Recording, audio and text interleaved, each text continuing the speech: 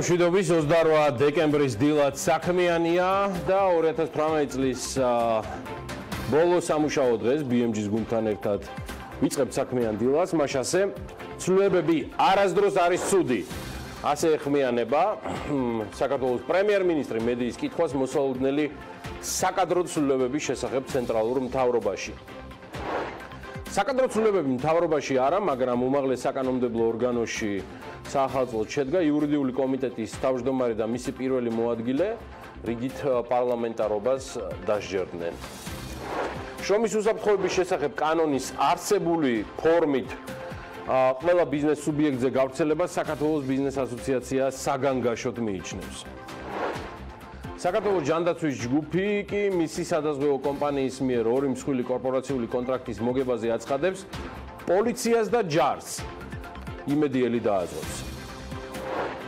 დაბალბიუჯეტური ავიაკომპანია რეინეირი კვლავ დაინტერესებულია საქართველოს ბაზარზე შემოსვლით, თუმცა გარკვეული პირობებით ასეპასუხობს კომპანიის უფროსი აღმასრულებელი ოფიცერი Forbes-ის კითხვებს.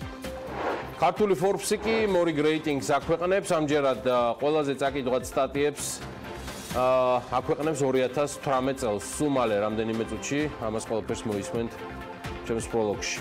ბიძინა ინავნიშვილის ფონდ ქართუს მიერ აშენებული საკონცერტო დარბაზი ბლექსი არენა 2017 წელს 6 მილიონ ნახევრიანი ზარალით ასრულებს.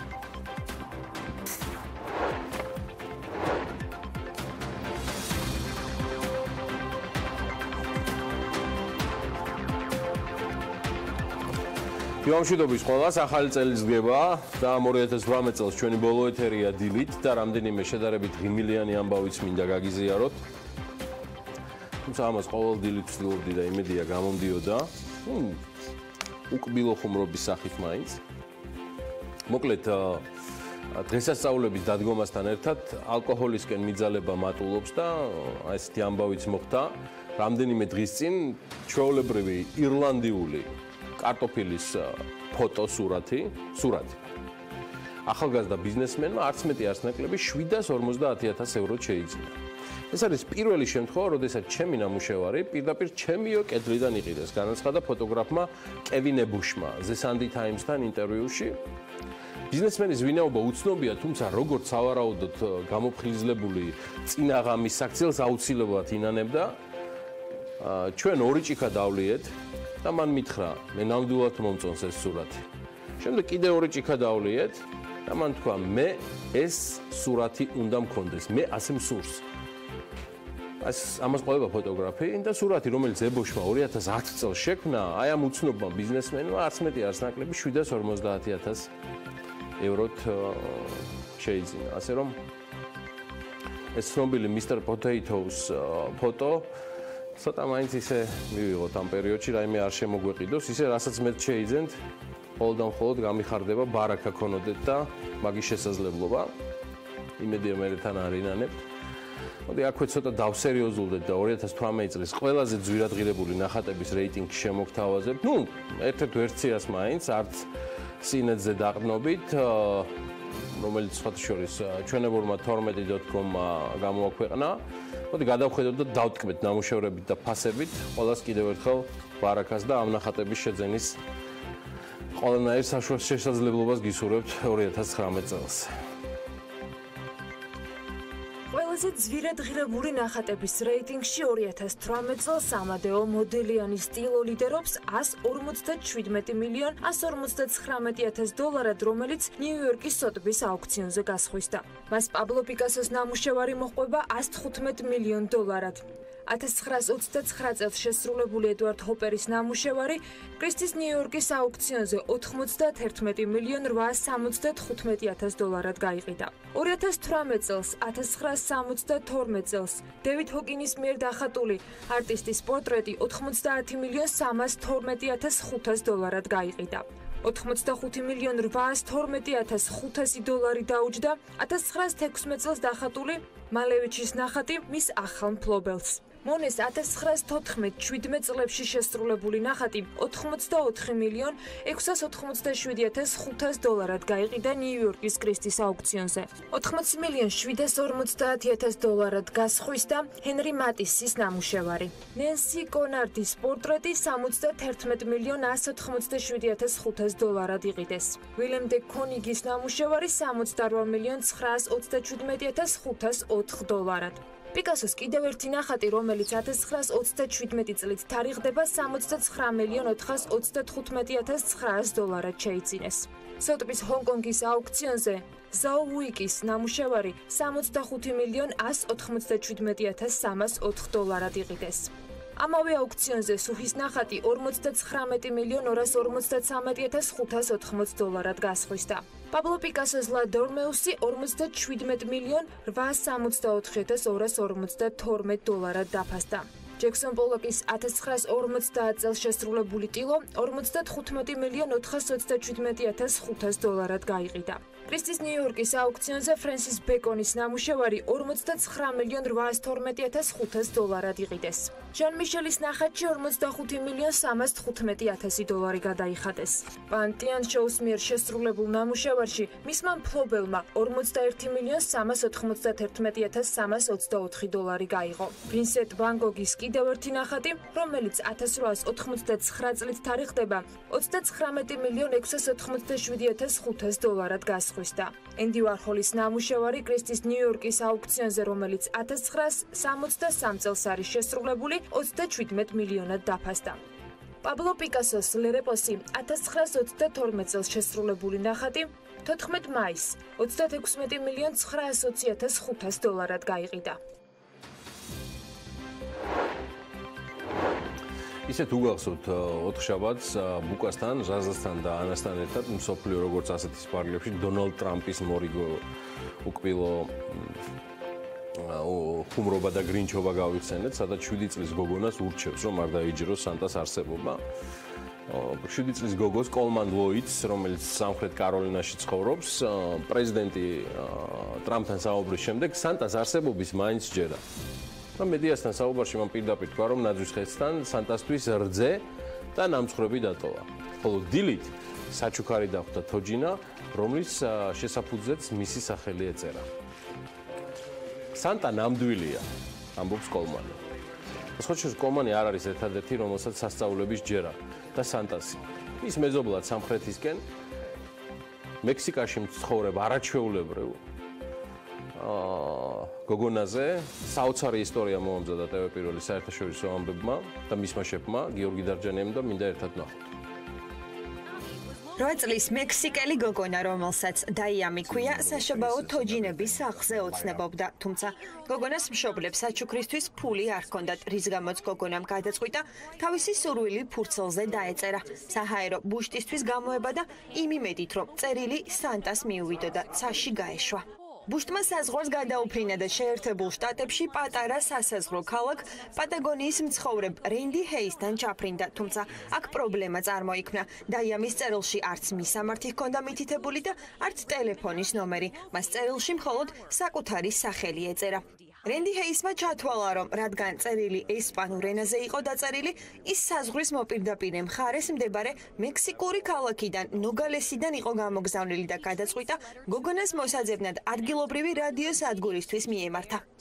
წამყვანებმა მსმენელებს ეს ისტორია უამბეს და უკვე 1 საათის შემდეგ გოგონას მშობლებთან კავშირზე იყვნენ.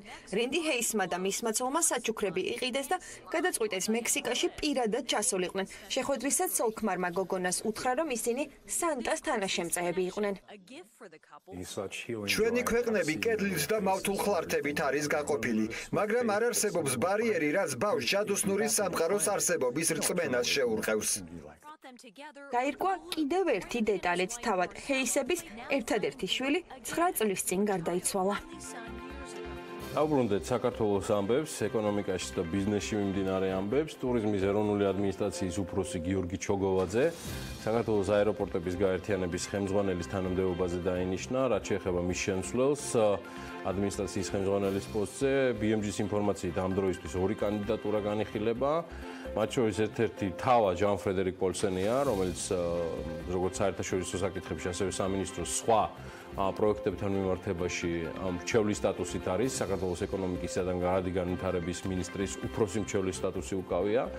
პოლსენი დიმიტრი ქუმსიშვილის და გიორგი გახარიას მრჩეველიც იყო, უფრო მეტიც ტურიზმის ადმინისტრაციის ხელმძღვანელად პოლსენის დანიშვნის შესახებ ინფორმაცია ჯერ კიდევ 2017 წელს ზაფხულში ვრცელდებოდა, როცა ჟან ფრედერიკი ბიზნესმენი იყო, იმ დროინდელმა მინისტრმა გახარიამ საკადროცლილება ბოლომდე ვერ მიიყვანა და გიორგი ჩოგოვაძემ პოსტი შეინარჩუნა. BMG-ის ინფორმაციით ტურიზმის ეროვნული ადმინისტრაციის ხელმძღვანელის პოსტზე ასევე განიხილება მარიამ ქრივიშვილის კანდიდატურაც. მარიამი კომპანია ვოიაჟერის დირექტორია, რომელიც საქართველოში 5 ავიაკომპანიის გენერალური დისტრიბუტორია. წინა მთავრობის პერიოდში ქრივიშვილს ტურიზმის ადმინისტრაციის ხელმძღვანელის მოადგილის პოსტი ეკავა. ინფორმაციის გადამოწმების მიზნით BMG-მ მარიამ ქრივიშვილთანაც და ჟან ფრედერიკ პოლსონთანაც მოახერხა დაკავშირება. ამ უკანასკნელმა გადამისამართა ცხადია სამინისტროს პრესამსახურში, სადაც აღნიშნული ვერსია არ დაადასტურეს.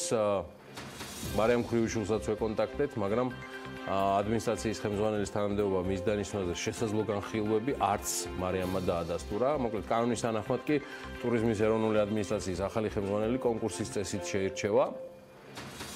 გიორგი ჩოგოვაძეს მადლობა გაწეული სამსახურისთვის, სხვათა შორის მსოფლიო ტურიზმის ორგანიზაციის შეფმა ზურა პოლოლიკაშვილმაც გადაუხადა. წარმატებები უსურვა მომავალ საქმიანობაში. მე ერთს დავამატებ ჩემი მხრიდან, რომ მეტი ჩოგო ჩვენ ქვეყანას, არა მხოლოდ მთავრობას, მთელ ჩვენს ქვეყანას. სხვათა შორის ინგლისურენოვან Forbes-ში მარიამ ზურაბაშვილის ძალიან საინტერესო ინტერვიუ, სადაც აიკითხავს, რას ფიქრობს საქართველოში შემოსვლაზე ცნობილი ირლანდიური ლოუკოსტერი რეინერი და მისი მთავარი აღმასრულებელი ოფიცერი. ის ადასტურებს, რომ რეინერი კვლავ დაინტერესებულია საქართველოს ბაზარზე შემოსვლით, თუმცა გარკვეული პირობებით, ესე პასუხობს იგი Forbes-ის კითხვებს, თუ რა გეგმები აქვს კომპანიას საქართველოსთან დაკავშირებით.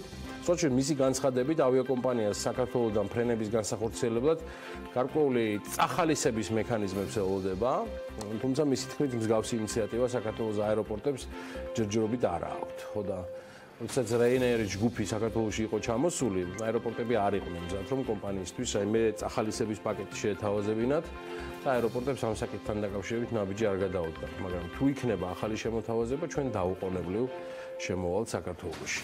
ამას აცხადებს მაიკლ ოლივი. მსოფლიოს ყველაზე დიდი ექსპორტიორების ჩამონათვალი დაიდო. 2017 წელს საქართველოსთან ექსპორტის სახით 2 მილიარდ 700 მილიონი დოლარის ღირებულების პროდუქცია არის გატანილი. ჩვენ ამ ყველაფრიდან გამომდინარე არც თუ სახარბიელო ადგილი გვიკავია. ეს მაჩვენებელი მსოფლიოს ყველაზე დიდი ექსპორტიორის ჩინეთის ექსპორტზე 829 ჯერ არის ნაკლები, არც მეტი არც ნაკლები. ჩვენი ადგილი 125 არის და მსოფლიოს 20 ყველაზე მსხვილ ექსპორტიორ ქვეყანასაც წარმოგიდგენთ ბარემ, ეს გახლავთ ჩინეთი 2 მილიარდ 2 უკაცრავად რაღა მილიარდ 2 ტრილიონ 260 მილიარდი, შეერთებული შტატები ტრილიონ ნახევარი, გერმანია ასევე ტრილიონ 454 მილიარდი, იაპონია ტრილიონს ვერ მიუახლოვდა, მაგრამ 699, შემდეგ ადგილზეა ნიდერლანდები, სამხრეთ კორეა, ჰონკონგი, საფრანგეთი და ათეულს კრავს იტალია, დიდი ბრიტანეთის ტანდემი, რომლებიც წარმოადგენენ უმსხვილეს ექსპორტიორებს. ამ შემთხვევაში ასევე არც თუ ისე შორს ამ ათეულიდან არის ბელგია, კანადა და მექსიკა. სინგაპური 373 მილიარდით, არაბეთის გაერთიანებული საემიროები, რუსეთი 353 მილიარდით, ესპანეთი 320 მილიარდით, ტაივანი, შვეიცარია და ინდოეთი. აქვე ერთ ჩვენებურ რეიტინგსაც დავურთავ, რომ ამ ქვეყნების მადლი და ექსპორტის ძალა გადმოგვეცხას, გვთავაზობთ Forbes-ის ყველაზე პოპულარული სტატიების ათეულს. რო ამოიქოქენ გუშინ ვამბობდი აღარ დააგდეს და შეინარჩუნეს ბოლომდე Nexia-TM პირველობა ეს ჯერ კიდევ 15 თებერვლის სტატიაა რომელიც თელარაგელანტია მოამზადა აუდიტორული კომპანია Nexia-TM ჯორჯიას შესახებ 2018 წლის გამარჯვებულია როგორც გითხარით 30000-ზე მეტი ნახვა და 3600-ზე მეტი გაზიარება მეორე ადგილს ყველაზე მსხვილი მიკროსაფინანსო ორგანიზაციების შესახებ ნინო შუბითიძის მიერ მომზადებული სტატია იკავებს ნინო გილოცავ მიკროსაფინანსო ორგანიზაციების რეიტინგიდან გამომდინარე იგი მეორე ადგილზეა 20000-ზე მეტი ნახვით და 3300-ზე მეტი გაზიარებით მშიერის დაპურება 2 აგვისტოს ეს არის ჩვენი ბლოგერის და რესტორატორის ლევან ქოქიაშვილის ბლოგი ბათუმის შესახებ კურორტული ქალაქი გასტროკონცეფციის გარეშე 16000-ზე მეტი ნახვა და 3300 გაზიარება ევროკავშირში თითქმის 2-ჯერ მეტი პროდუქცია გაგვაქვს ვიდრე რუსეთში მეოთხე ადგილზე 19 ივლის სტატისტიკური მონაცემებით დასტურდება რომ საშუალო და გრძელვადიან პერსპექტივაში ევროკავშირის ბაზარი ქართული პროდუქციისთვის გაცილებით სტრატეგიულია ვიდრე რუსული ბაზარი მამ სტატიას 15000-ზე მეტი ნახვა და 1500-ზე მეტი გაზიარება ჰქონდა და ხუთეულს კრავს ისტორიული ალიანსი 21 მაისს გამოქვეყნებული სტატია ჯეფ ფოსტერი გვიყვება თუ როგორ ისარგებლებენ არაჩვეულებრივი ალიანს ჯგუფის აპარტამენტების მესაკუთრეები RCI-ის ოქროს გვირგვინის სტატუსით 18000-ზე მეტი ნახვა და 1300-ზე მეტი გაზიარება ჰქონდა ამ თემას. უყურადღებოდ არც აჭარა ჯგუფის სტამბა დარჩა რომლის სასტუმრო სტამბის გახსნამ 1 მაისს დიდი აჟიოტაჟი გამოიწვია და ცხადია მოხდა ამ რეიტინგში მოკლედ ყველაფერი დანარჩენისთვის არსებობს ქალბატონებო და ბატონებო Forbes-ი რომელიც უნდა წაიკითხოთ და აუცილებლად ძალიან ბევრ საინტერესო რეიტინგებს კიდევ ნახავთ და მით უმეტეს გამოსულია უკვე ახალი Forbes-ი არაჩვეულებრივი ყდით და აი ნახეთ როგორი ამბავია აი ესეთი რაღაცა არის ახალი წელია და ჭინთვები დაეწყოთ საეთეროში გასაგები მეც კი მესმის სართულებიდან გამომდინარე. კაი, კიდე ამბავი ის არის რომ რუსეთის რკინიგზამ საქართველომდე გადასაზიდი ტვირთების ნაწილზე ტარიფები გაანახევრა. ეს საზოგადოებრივი მაუწყებლის ვებგვერდმა გაავრცელა ინფორმაცია. საუბარია რუსეთიდან აზერბაიჯანის გავლით საქართველომდე შავი მეტალებისა და ხორბლეულის გადაზიდვაზე. შეღავათი 2020 წლის 31 დეკემბრამდე იმოქმედებს. რუსეთის რკინიგზის ცნობით აქამდე შეღავათიანი რეჟიმი ამოქმედდა ტვირთების გადაზიდვაზე კავკას ფოთისა და ბათუმი კავკაზის საბორნე გადასასვლელებზე. სხვა შორის ახალი წლის დღესასწაულებთან დაკავშირებით ტრადიციულად გაზრდილი მგზავრთნაკადის გამო საქართველოს რკინიგზამ დამატებითი რეისები დანიშნა. ვინც ამ ინფორმაციას არ გაეცადა ინტერნეტის და საინფორმაციო სააგენტოების საშუალებით გეტყვით რომ თბილისის ზუგდიდი თბილისის მიმართულებით რეისები შესრულდება 28, 29, 30 და 31 დეკემბერს, ხოლო თბილისი ბათუმი თბილისის მიმართულებით 29 და 30 დეკემბერს, ასევე ზუგდიდის და ოზურგეთის მიმართულებაზე მოძრავ სამგზავრო შემადგენლობებს დაემატება სხვადასხვა კლასის ვაგონები, რომ რკინიგზამ შეძლოს უფრო ეფექტურად მოემსახუროს ტრადიციულად ზრდად მგზავრთნაკადს საახალწლოდ, სხვა შორის ამას წინათ ნახე, ძალიან საინტერესოდ გქონდათ მოფიქრებული, როცა არის რაღაცა ცალსაღად შესაქმები და აღსანიშნავი პოზიტიურად არასდროს არ მალავ ჩემ სიმპათიას, წიგნების სპეციალური თაროები და მცირე ბიბლიოთეკები მოაწყვეს გადაადგილებისას საქართველოს რკინიგზის წარმომადგენლებმა და მართლა ძალიან ეფექტური სანახავია. ამასობაში საქართველოს ინდუსტრიულმა ჯგუფმა წელს საახალწლოდ გადაწყვიტა რომ უკვე ბარისახოს და მაღაროსკარის სკოლას ინტერნატის აღსაზრდელების გახარება დაისახეს მიზნად და კომპანია სკოლა ინტერნატის აღსაზრდელებს კომპიუტერებს, ტელევიზორებს, წიგნებს, სპორტულ ინვენტარს, სათამაშოებს, საყოველთაოდ ტექნიკას და ავირს გადასცემს. მოკლედ GIG არ ჩერდება, მაგარი ამოქოქილია და აგრძელებს ამ მიმართულებით საქმეების კეთებას. კარგი, ეს არ არის ყველაფერი. შევბერეთ, დავიწყეთ სხვა ამბების. პრემიერ-მინისტრმა მიმდინარე წელი შეაჯამა. ბახტაძის შეფასებით 2018 წელი პოზიტიური იყო და მთავრობას ხელშესახები წინსვლა ჰქონდა. თბოსადგურების წარმოების ტარიფები კი გაზრდილია. აი გორში კი ხელოსნებისთვის მეგობრებო სახლი შენდება, სადაც ტრადიციული ეროვნული სამოსის სამკერვალო მაღაზია განთავსდება. მიუხედავად იმისა, რომ არ ვიყავ თლად ოპტიმისტურად განწყობილი, შეიძლება ითქვას, რომ ჩემი პროლოგის დროში ჩავეტიე, ეს რაც ნიშნავს, რომ უკვე ანა ლაპიაშვილის ეთერში შემოერთების დროა, ანა დილამშვიდობის. დილამშვიდობის. უგზნობ თავს 2018 წლის სეზონის ბოლო ეთერში. არაჩვეულებრივად და ველოდები უკვე 2019-ის დასაწყისს და დარწმუნებული ვარ ჩვენი მაყურებლისთვისაც საინტერესო ამბები იქნება 2019-ში და ჩვენ შევეცდებით რომ არ მოვაკლოთ ეს განსაკუთრებულად საინტერესო და მნიშვნელოვანი სიახლეები. თუმცა არც 2018-ს უჩიოდით იმედი მაქვს და ყოველთვის საინტერესო ამბებს გიზიარებით. დღევანდელი შესახებ კი სულ რამდენიმე წამში მოგვიყვება. წარმატებული ეთერი.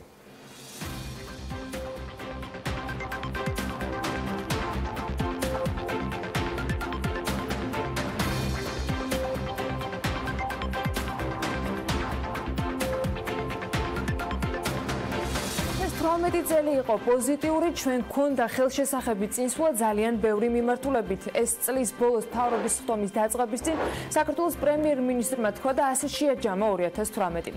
ვახტანგის კაბინეტის მთავარი სამიზნე ახლა ის არის, რომ ეს მიღწევები გახადოს უფრო თვალსაჩინო მოსახლეობის კეთილდღეობის გასაუმჯობესებლად. ყოველ შემთხვევაში ასეთი იყო თავად პრემიერ-მინისტრის განცხადება.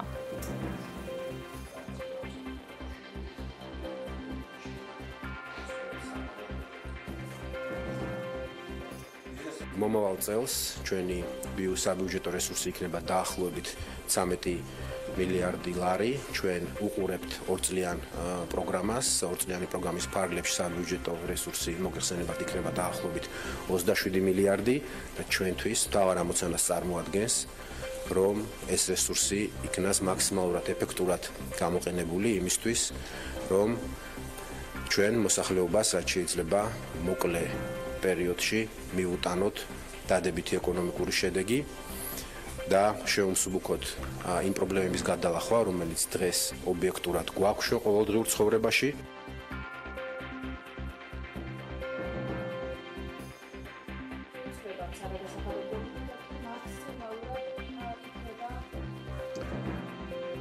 პრემიერ-მინისტრი კი მეგობრებო ბიზნესს პირდება, რომ დრაკონული ჯარიმების და საურავების წესი შეიცვლება, საგადასახადო პოლიტიკა კი მაქსიმალურად ლიბერალური იქნება.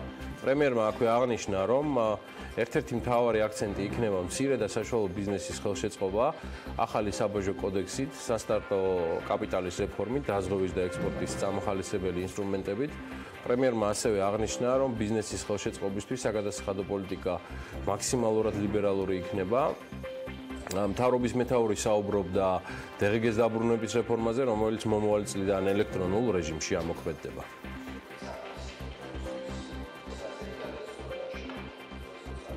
თვისადგურების წარმოების ტარიფები კი გაზრდილია სემეკის გადაწყვეტილებით. კომპანიამ მტკვარი ენერგიის 1 კილოვატ-საათზე ელექტროენერგიის წარმოების ტარიფი 11.9 თეთრიდან 11.64 თეთრამდე გაეზარდა. კი. საქართველოს საერთაშორისო ენერგეტიკული კორპორაციას კი 11.9-დან 12.76-მდე, G-Powers 9.4-დან 11.09-მდე, უკაცრავად. გარდაბნის თბოსადგურს ზრდა აქვს 29 თეთრიანი. თბოსადგურების ახალი ტარიფები ძალაში 2019 წლის 1 იანვრიდან შევა. მოკლედ, სულ რამდენიმე დღეს შეელოდებიან ახალი ტარიფების ამოქმედებას, საწვავი კი 10-15 თეთრით გაიაფდა. ნავთობიმპორტიორთა კავშირის ხელმძღვანელის ვანო მთვრალაშვილის ინფორმაციით, როგორც ბრენდირებულ, ისე არაბრენდირებულ ავტოგასამართ სადგურებზე, უკანასკნელი ერთი თვის განმავლობაში საწვავი 10-15 თეთრით არის შემცირებული. მისი თქმით, ფასის კლების მიზეზი პირველ რიგში საერთაშორისო ბაზარზე ნავთობპროდუქტებზე ფასის კლება გახდა. ამ პროცესს კი ხელს ეროვნული ვალუტის ბოლო დროინდელი სტაბილურობა უწყობდა. მთვრალაშვილი აღნიშნა, რომ ფასების შემცირებას მომავალშიც უნდა ველოდოთ, მას შემდეგ რაც ბიზნესი ნავთობპროდუქტების ახალ მარაგებს შეიწევს. 2018 წლის სასარგებლო წიაღისეულის მოპოვების მიზნით გაცემული ლიცენზიების წიაღის ეროვნულმა სააგენტომ 61,328,076 ლარის მობილიზება მოახერხა. უწყების ინფორმაციით, სასარგებლო წიაღისეულის მოპოვებისათვის 934 ელექტრონული აუქციონი იყო გამოცხადებული. საბადოებზე ქვეყნის მასშტაბით 3500-ზე მეტი სამუშაო ადგილი შეიქმნა, ხოლო მოზიდული ინვესტიციის მოცულობა 130 მილიონ ლარს გადააჭარბა. ჯოხატაურში პოლიტიკს. სამედიცინო დახმარების ახალი ცენტრი გაიხსნა. ახალი შენობა თანამედროვე სტანდარტებისა და პერსონალისათვის საძინებელ ოთახებთან ერთად ძველი წერტილებითაც იქნება მოწყობილი. საგანგებო სიტუაციების კოორდინაციის და გადაუდებელი დახმარების ცენტრის დირექტორმა ავთანდილ თალაკვაძემ ჩოხატაუში სასწრაფო სამედიცინო დახმარების სამსახურს მაღალი გამავლობის ავტომობილებიც გახსნა ახალი შენობის გახსნისას, რაც მათ მაღალმთიან სოფლებში გადაადგილების პრობლემას მოუხსნის. ამ დრომდე სასწრაფო სამედიცინო დახმარების სამსახური ავარიულ შენობაში იყო, სადაც არც ძველი წერტილები არსებობდა და არც არანაირი სამუშაო პირობა. რუსთაველის ქუჩა, ხიდი, სამხატვრო გალერეა, ბულვარი, ესაა ძირითადი პროექტები, რომლის განხორციელებაც ქუთაისში მომავალ წელს იგეგმება. კიდევ რა პროექტების განხორციელებას გეგმავს მომავალ წელს ქუთაისის მერი, ამით იუპრესი დაინტერესდა და როგორც მერის საფინანსო პოლიტიკისა და სახელმწიფო შესყიდვების სამსახურის უფროსმა დავით ნიშნიანიძემ მედიას განუმარტა 2019 წლის დასაწყისში რუსთაველის ხიდის რეაბილიტაცია მოხდება და გეგმილია ასევე რუსთაველის ქუჩის რეაბილიტაციაც, რაც რეგიონული განვითარების ფონდიდან 3.600.000 ლარი დაფინანსდება. ეს არის ყველაზე მნიშვნელოვანი პროექტი, რომელიც ამ ფონდიდან მომავალ წელს ქუთაისში დაფინანსდება. იგეგმება ასევე სულხან-საბას გამზირის რეაბილიტაცია, რისთვისაც რეგიონული განვითარების ფონდიდან $1 მილიონ ლარზე მეტი დაიხარჯება. მოეწყობა ტაბიძის ქუჩა თავისი ჩიხებით, ასევე ლორთქიფანიძის და კიდევ რამდენიმე ქუჩა. მომავალ წელს დავით კაკაბაძის სახელობის გალერეის რეაბილიტაცია დაგეგმილი, რაც მუნიციპალური განვითარების ფონდიდან დაფინანსებული თანხებით მოხდება და ამავე ფონდიდან იგეგმება ასევე რიონის სანაპიროს რეაბილიტაციაც, თუმცა ამ ეტაპზე ფონდი ჯერ პროექტის შეძენას მოახდენს, სამუშაოები კი სავარაუდოდ 2020 წლისათვის უნდა დაიწყოს. ამ სამუშაოების თანხა ქალაქის ბიუჯეტში არ აისახება. მომავალ წელს მოხდება ასევე ქალაქის ცენტრალური ბულვარის რეაბილიტაციაც, რისთვისაც ბიუჯეტიდან $1.200.000 ლარის დახარჯვაა განსაზღვრული. დავით ნიშნიანიძე ამბობს, რომ მომავალ წელს ქუთაისში სხვადასხვა პროექტები გაგრძელდება, მათ შორის ტრენაჟერების მოწყობის პროექტი, რისთვისაც $2 მილიონამდე გაიზარდა თანხა, ჯამში ქალაქის ბიუჯეტში ინფრასტრუქტურული პროექტებისათვის $25 მილიონამდე თანხის მობილიზებაა დაგეგმილი. აჭარის ტურისტული პოტენციალის პოპულარიზაციისათვის კი მომავალ წელს $5.253.400 ლარი დაიხარჯება. ამ თანხის ფარგლებში გამარტივებული შესყიდვის უფლება აჭარის ტურიზმის და კურორტების დეპარტამენტმა უკვე ითხოვა. დოკუმენტაციაში აღნიშნულია, რომ მომავალ წელს უწყება 27 ტურისტულ გამოფენაში მონაწილეობას გეგმავს, ასევე გეგმაში არის კონფერენციების, სემინარების და პრესკონფერენციების მოწყობა.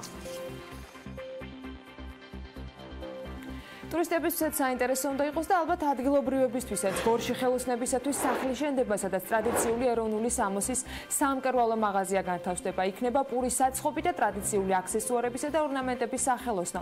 პროექტი კი ევროკავშირის მიერ არის დაფინანსებული. შენობა კირიონ მეორის ჩიხში აშენდება, იქ სადაც ეთნოგრაფიული მუზეუმი მდებარეობს.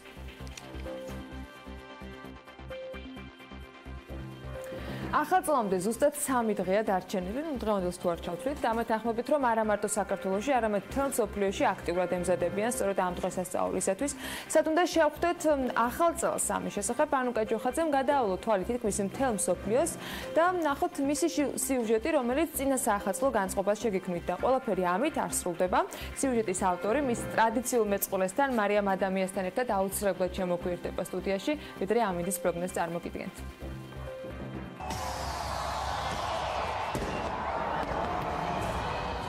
ახალი წლის დადგომამდე ბოლო წამებს სიდნეიში ადგილობრივ მოსახლეობასთან ერთად მთელი მსოფლიოდან ჩასული ათასობით ტურისტი ითვლის. ქალაქში აბჭყველებული ქუჩები ყოველ წელს განსაკუთრებულია. ყველა დიდი თუ პატარა ამ ქალაქში იპოვნის რაღაცას, რაც მათ დღესასწაულს დაუვიწყარს გახდის. აქ ახალ წელს ზაფხულია. მთავარი ადგილი კი სიდნეის ოპერის თეატრია, რომელიც საახალწლო ფოიერვერკით იფარება.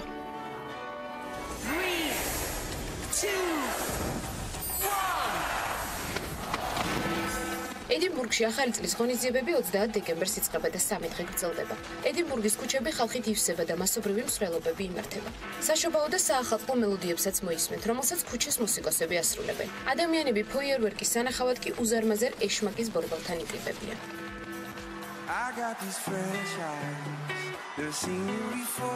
ახალი წლის ღამეს განსაკუთრებული დატვირთვა აქვს ნიუ-იორკში.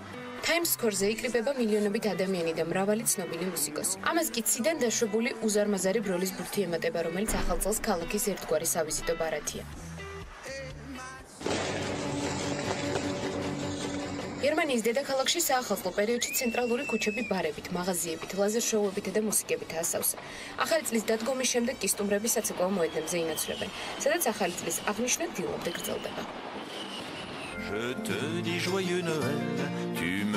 ქალაქი, რომელსაც ტურისტები არასდროს აკლია, ეს პარიზია. ახალი წლის ულამაზესი დღესასწაულის აღსანიშნად ეს ქალაქიც განსაკუთრებულად ემზადება. ულამაზესი ფოიერვერკების შოუ ყოველწლიურად ეიფელის კოშკზე იმართება. თუმცა ეიფელის კოშკთან ერთად ულამაზესია პარიზის დისნეილენდიც. ღამის 12 საათის დადგომამდე ეიფელის კოშკის მიმდებარე ტერიტორია ადამიანებით ივსება. ბავშვებს კი სჯერათ, რომ ახალი წლის დადგომისას ჩაფიქრებული სურვილი აუცილებლად ასრულდება.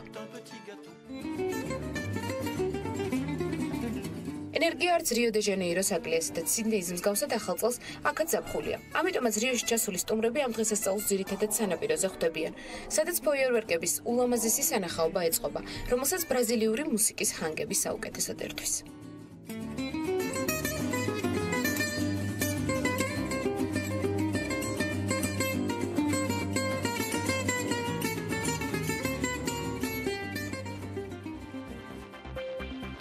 ამ სიუჟეტით შევეცადეთ თქვენთვის წინა საახალწლო განწყობა შეგვექმნა, სადაც 6 ყველაზე ლამაზი საახალწლო ქალაქი დაკათვალიერებინათ.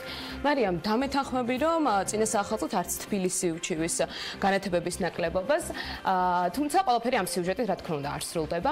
ჩვენ თქვენთვის კიდე გვაქვს მომზადებული საახალწლო საინტერესო ვიდეო კოლაჟები. რა თქმა უნდა, გვაქვს მომზადებული და როგორც წესი საახალწლო ეთერი წარმოუდგენელია კურიოზების გარეშე, რომელსაც ჩვენ ჟურნალისტები, მემონტაჟები და ოპერატორები მთელი წლის განმავლობაში არქივში საგულდაგულოდ ვაგროვებთ და ვინახავთ სწორედ ამ ეთერისთვის.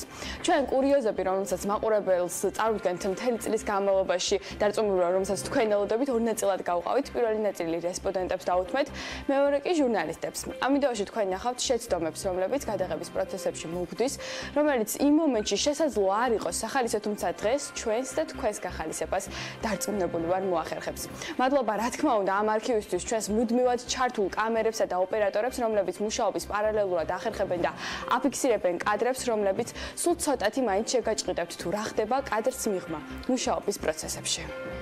და დადგა დრო, რომელსაც მაყურებელი მთელი წლის განმავლობაში ელოდება, ჩვენ შევეცადეთ და ავკინძეთ კადრები, რომლებიც შეგექმნის რა თქმა უნდა წინა საახალწლო განწყობას. და დაგანახებთ რესპონდენტებს კადრს მიღმა, რომლებიც ამ სიუჟეტში განსხვავებულ ამპლუაში იქნებიან. მოკლედ ნახოთ სასაცილო და ამავე დროს სასიამოვნო მომენტების მცირე ვიდეო კოლაჟი. გავუშვებთ. თვილა ხარ მაწვავე. თქვენ გიყურებთ თუ აქეთ?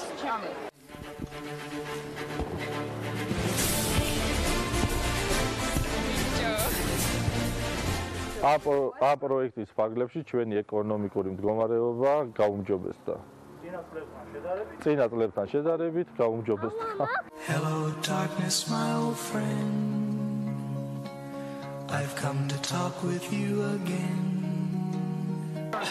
Because a vision softly creeping. ვიჭო, იწერენ და ჩუმად ერთისა. ჩვენ თანამშრომლობთ 20-მდე კომპანიასთან, რომლებიც გვაწვდიან. გადი აქედან. გადი კიდე. გადი. ძაღლები რა? გადი ძაღლები. გადი. ჩვენ ბაზარზე თანამშრომლობთ 20-მდე კომპანიასთან. ვიჭო, გაი მალხად. მალხად. გამოდი. ფუსა. ასევე წავა. ნოდარ. როხა გააგდე რა მოგოჭო. ერე ისია ხადურმა მოკლა. როხა. მერე რუსთავი ორი დაამატებს, ეთყობა შეჭმა უნდოდა. ეხლა რო ჭამო კამფეტი, უნახავით ყოველდღე 24 საათი აქ იდგას. გორაში თუ ხდება ამდენი კამფეტები. მამა! ჩვენ ვეწევით მევენახეობას, მეღვინეობას, მებოსტნეობას, მეხახვეობას, ამიწრეობას. ვერ გავიგე ვერაფერი.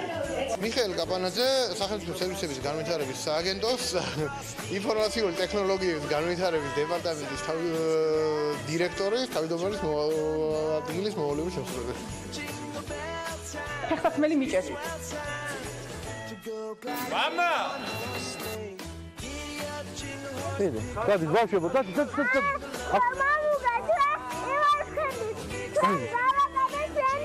ხო, ვიდი, მაგანა გააგიხეთ, ვიდი. დიდევა. აი მე ამერში წერო. მოკეთ ასე, ასეთი მხიარული განწყობით გვინდა რომ შეგახოდროთ წინა საახალწლო დღეებს. ვიდრე დღევანდელ ამინდს გავიცნობდით, ხილამურებზე სრიალის მოყვარულებისათვის კი განსაკუთრებით გასახარი ამბავი მაქვს. მუდაურში უკვე დიდი თოვლია და კადრებით შემიძლია რომ გაჩვენეთ. თბილისის შემოგარენშიც მოთოვა გუშინ, მაგრამ დედაქალაქს ტრადიციულად მხოლოდ თოვლჭყაპი ერგო, ვინც ის შემდეგ დღეებში რა იქნება, მაგრამ ფაქტია რომ ზამთრის საკურორტო სეზონზე კარგი ამინდი ხვდება ხილამურის მოყვარულებს. მოკეთ დღევანდელ ამინდზე გადავიდეთ. გარემოს ეროვნული სააგენტოს ინფორმაციით ამინდი შავი ზღვის ჩრდილო-დასავლეთიდან შემავალი ცივი და ნოტიო ხარის მასებით იქნება განპირობებული. ამიტომ მოსალოდნელია ღრუბლიანი დღე, ნალექი მთიან და მაღალმთიან რაიონებში მოთოვს და იქნება ქარბუქიც. იქროლებს დასავლეთის მიმართულების ქარი, სოხუმში იწვიმებს, ბათუმში ასევე წვიმა იქნება და 5 და 6 გრადუსია შესაბამისად ნავარაუდები. წვიმის ფონზე 5 გრადუსამდე გათბება ჰაერი ქობულეთში. ქუთაისში იწვიმებს და 7 გრადუსი იქნება, ზუგდიდში 6 გრადუსი დაფიქსირდება, ისე როგორც ოზურგეთში და აქაც წვიმა ნავარაუდები. ონში მოთოვს და 0 გრადუსია, დღესაც მოსალოდნელი გორშიც თოვლია და 3 გრადუსამდე თბება ჰაერი. ცხინვალშიც თოვლი იქნება და 2 გრადუსი, მარნეულში 4 გრადუსი, რუსთავში 5, ახალციხეში 3, ბორჯომში თოვლი და 3 გრადუსი და ბაკურიანში თოვლთან ერთად ქარბუქიც გველოდება 3 გრადუსის ფონზე. ახალქალაქშიც მოთოვს და აქ -4 გრადუსი იქნება, სტეფანწმინდაში -2 გრადუსი თოვლი და ქარბუქია ნავარაუდები. თელავში 5 გრადუსი გველოდება, თბილისში ღრუბლიანი ნალექია, ღრუბლიანი დღე არის მოსალოდნელი, ნალექის ფონზე იქროლებს ჩრდილო-დასავლეთის მიმართულების ქარი და ჰაერის მაქსიმალური ტემპერატურა 6 გრადუსი იქნება. აი ასეთ ამინდს ველოდები დღის განმავლობაში და მე მინდა რომ აქვე მადლობა უთხრა ჩვენს პარტნიორებს, გარემოს ეროვნული სააგენტო და მთელი წლის განმავლობაში ტრადიციული თანამშრომლობისათვის და პარტნიორობისათვის და რა თქმა უნდა ჩვენს პარტნიორ კომპანიებს, რომლებიც ამინდის თქვენთვის გაცნობაში გვეხმარებიან. ამინდის პროგნოზის სპონსორია SEU Development.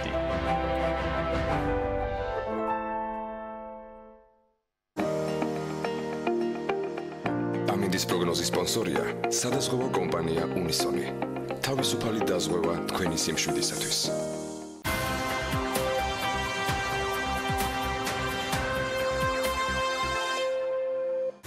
28 დეკემბერს დილას საქმიანად იწყებენ ნინო კინკლაძე,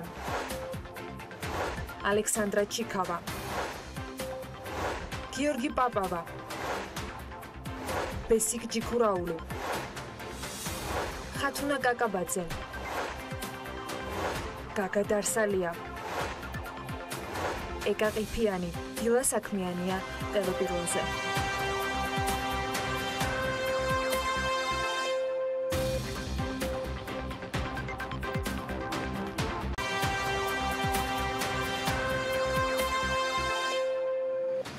მეტი ვიდრე აფთიაქი, ასეთი არის მთავარი სლოგანი, რომელსაც ჩვენი სტუმარი სულ რამდენიმე წუთში ახლა კიდევ უფრო დეტალურად აგვიხსნის, რას ნიშნავს მივდიოდეთ ერთ ადგილას და ყველაფერს ყიდულობდეთ იმისთვის, რომ ვიყოთ უფრო ჯანმრთელები, ლამაზები და რაც მთავარია, ჯანსაღი ცხოვრების წესს მივდიოდეთ. ნინო კინკლაძე სააფთიაქო ქსელ ჯიპისის სილამაზის და ესტეტიკის დეპარტამენტის ხელმძღვანელს მასპინძლობთ საქმიანი დილის სტუდიაში. დილა მშვიდობისა, მოგესალმებით. დილა მშვიდობისა. მადლობა, რომ ხარ ჩვენთან ერთად.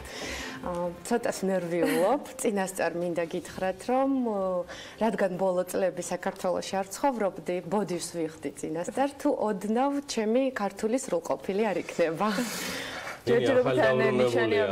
შედარებით საქართველოში იგი შეუერთდა ერთ-ერთ წამყვან კომპანიას, წამყვან პოზიციაზე და თანამდებობაზე, როგორც ნინო კინკლაძე ანალოპიაშვილმა წარადგინა. მე მხოლოდ შემიძლია ვთქვა, რომ ჯიპისის სტუმრობა და მისი ტოპ მენეჯერის ჩვენ საახალწლო ეთერში ჩვენთვის პატივია და საუბარი იმ გამოწვევებზე, რაც რეალურად ბაზარზე და ინდუსტრიაში ხდება, რომელიც ძალიან იცვლის სახეს, იცვლის კონცეფტს. იცით, ჩემთვის ძალიან მნიშვნელოვანია თვითონ ჯიპისის საუბარი, მაგრამ მოდი თვითონ ინდუსტრიასთან დაკავშირებით ვთქვა, ამაში ძალიან დაგვეხმარება თქვენი ბექგრაუნდი. ვიდრე საქართველოს დაუბრუნდებოდ, რა ხდება რეალურად ინდუსტრიაში, როგორ ყვება ის ახალ გამოწვევებს და მთლიანად იცვლება თუ არა კონცეფტი. მინდა ვისაუბრო უშუალოდ ფარმაცევტულ ბიზნესის სილამაზის და მოვლის ნაწილზე, რაც ძალიან აქტუალურია დღესდღეობით, იმიტომ რომ ჯანმრთელობა და სილამაზე წარმოუდგენელია ჯანმრთელობის გარეშე და ჯანსაღი ცხოვრების სტილი მით უფრო პოპულარული ხდება მთელ მსოფლიოში და საქართველოშიც. აქედან გამომდინარე ჯიპისის საუკეთესო შემოთავაზებებს თავაზობს თავის მომხმარებელს. თავიდანვე 23 წელი ქართულ ბაზარზე ვართ, ინოვატორები ვართ და პირველი იყო ჯიპისი, ვინც დაანერგა ღია ტიპის ფორმატი თავის აფთიაქში და შესთავაზა თავის მოვლის ბრენდები და ერთ ადგილას შეუძლია მომხმარებელს შეიძინოს მედიკამენტი და ყველა იმ მოვლის საშუალება, რაც კი მის ჯანმრთელობას და სილამაზეს მოემსახურება. გამომდინარე იმ ბექგრაუნდიდან, რომელიც მე წარდგენისას პროლოგში თქვენთან დაკავშირებით ვახსენე. რამდენად აპრობირებულია ეს მოდელი, იმიტომ რომ უცხოეთში ყოფნისას მადლობა ღმერთს ისე ხშირად არ გვიწევს აფთიაქებში ყოფნა, როგორც საჭირო, მაგრამ რეალურად ეს მოდელი ფაქტია რომ მუშაობს ლოიალურ კლიენტებზე, ანუ შედარებით მუდმივ მომხმარებელზე ბრენდის და არალოიალურზე გულისხმობ, რომლებიც არ არიან თქო მუდმივად საჭიროებენ ამას. ანუ კონცეპტი რაც ჯიპისიმ ჩამოაყალიბა, არის თუ არა სრულად ადაპტირებული იმ გამოწვევებთან, რაც რეალურად 21 საუკუნეში ამ პროფილის ბიზნეს დაუდგა. გეთანხმებით, ევროპაში და ამერიკაში, ანუ ეს დიდი კულტურა არსებობს სილამაზის და მოვლის ბრენდების შეძენის საფთიაქო ფორმატში. ჯიპისი პირველმა დაანერგა ეს კულტურა საქართველოში და 2017 წლიდან რებრენდინგს პროცესს გავდივართ. საკმაოდ ბევრი გამოწვევა ჰქონდა და 2018 წლის ბოლოს შემიძლია ვთქვა, რომ დაახლოებით უკვე ქსელის 50%-მდე განახლდა სრულიად ან ნაწილობრივ, როგორც ინტერიერის კუთხით, ასევე ექსტერიერის თვალსაზრისით. ძალიან დიდი რეფორმები ჩავატარეთ მომსახურების დონის ასამაღლებლად და დასახვეწად ასევე და დღეს შემიძლია ვთქვა, რომ ლიდერები ვართ სილამაზის და მოვლის თვალსაზრისით, იმიტომ რომ ჩვენი კომპანიის პორტფოლიო ყველაზე ფართოა ფრანგული და გერმანული კოსმეტიკური და დერმო ბრენდების ჩამონათვალი. რას ნიშნავს ეს ახალი კონცეფცია და რა შეგვიძლია უთხრათ მომხმარებელს, ის ვინც მუდმივად არის შესაძლოა თქვენი მომხმარებელი ან პოტენციური მომხმარებელი. განსხვავებას დარწმუნებული ყველა გრძნობს, მაგრამ უფრო ზუსტად, ანუ რა სხვაობა მე გეტყვი მაგდროს უკეთეს კითხვას. გინდა? რატომ მეტი ვიდრე აფთიაქი? მეტი ვიდრე აფთიაქი ნიშნავს იმას, რომ ჩვენთან შეგიძლიათ არა მხოლოდ პოსტფაქტუმ მედიკამენტების შეძენა, არამედ იპოვოთ ყველა ის ნატურალური, ბუნებრივი, ცნობილი მთელ მსოფლიოში და ნდობით აღჭურვილი ბრენდების, რომელიც თქვენ სილამაზეს, სიმშვიდეს, ჯანმრთელობის პრევენციას თუნდაც წარუძღება და ასევე იგივენაირად არა მარტო საკუთარ თავზე ვიზრუნოთ, არამედ თუნდაც ჩვენ ახლობლებზე, იმიტომ რომ ჯიპისის ქსელში შესაძლებელია საჩუქრების შერჩევა და ბავშვთა კვების სანდო ბრენდების ანუ მივდივართ იქითკენ, მარტივად რომ ვთქვათ, რომ ჯიპისი არ იყოს ასოცირებული მხოლოდ ეგრეთ წოდებულ მედიკამენტებთან, ნამდვილად, ჯანმრთელობასთან და ვთქვათ მე, როგორც ერთ-ერთი მომხმარებელი რო შევდივარ, იქ კონსულტანტები პირდაპირ მეუბნებიან, რომ ამისთვის არის სპეციალური ლოკაცია, ადგილი, სადაც განთავსებულია მსოფლიოში ძალიან ცნობილი ბრენდები და იქ შემიძლია ყველაფერი, ასე ვთქვათ, თავი მოუყარო და არის თუ არა ეს ეგრეთ წოდებული drugstore კონცეფცია, ხო? აბსოლუტურად მართალი ხართ. და ეს არის ის 50%, რისი უკვე ჯიპისიმ თავის ქსელში შეძლო და აპირებთ ამის გაგრძელებას 2019-ში თუ იქ კიდე სხვა რაღაცებს ამატებთ. ჩვენი კონცეფცია არის drugstore, ანუ ეს არ არის მარტო აფთიაქი, ჩვენ ქსელში იპოვით მოვლის საშუალებებს, ბავშვთა კვებას, აქსესუარებს სხვადასხვა, თუნდაც დანადგარებს, რაც ჯანმრთელობას უწყობს ხელს და წეგან მაგარი რამ მახსენე. აფთიაქები, რომლებიც ფაქტიურად 24 საათი მუშაობენ, უკვე გახდა ძალიან მაგარი ადგილი, მართლა რო შეხვიდე და უნდა უბრალოდ გახსოვდეს, რომ შეიძლება უცბად საჩუქარი იყიდო.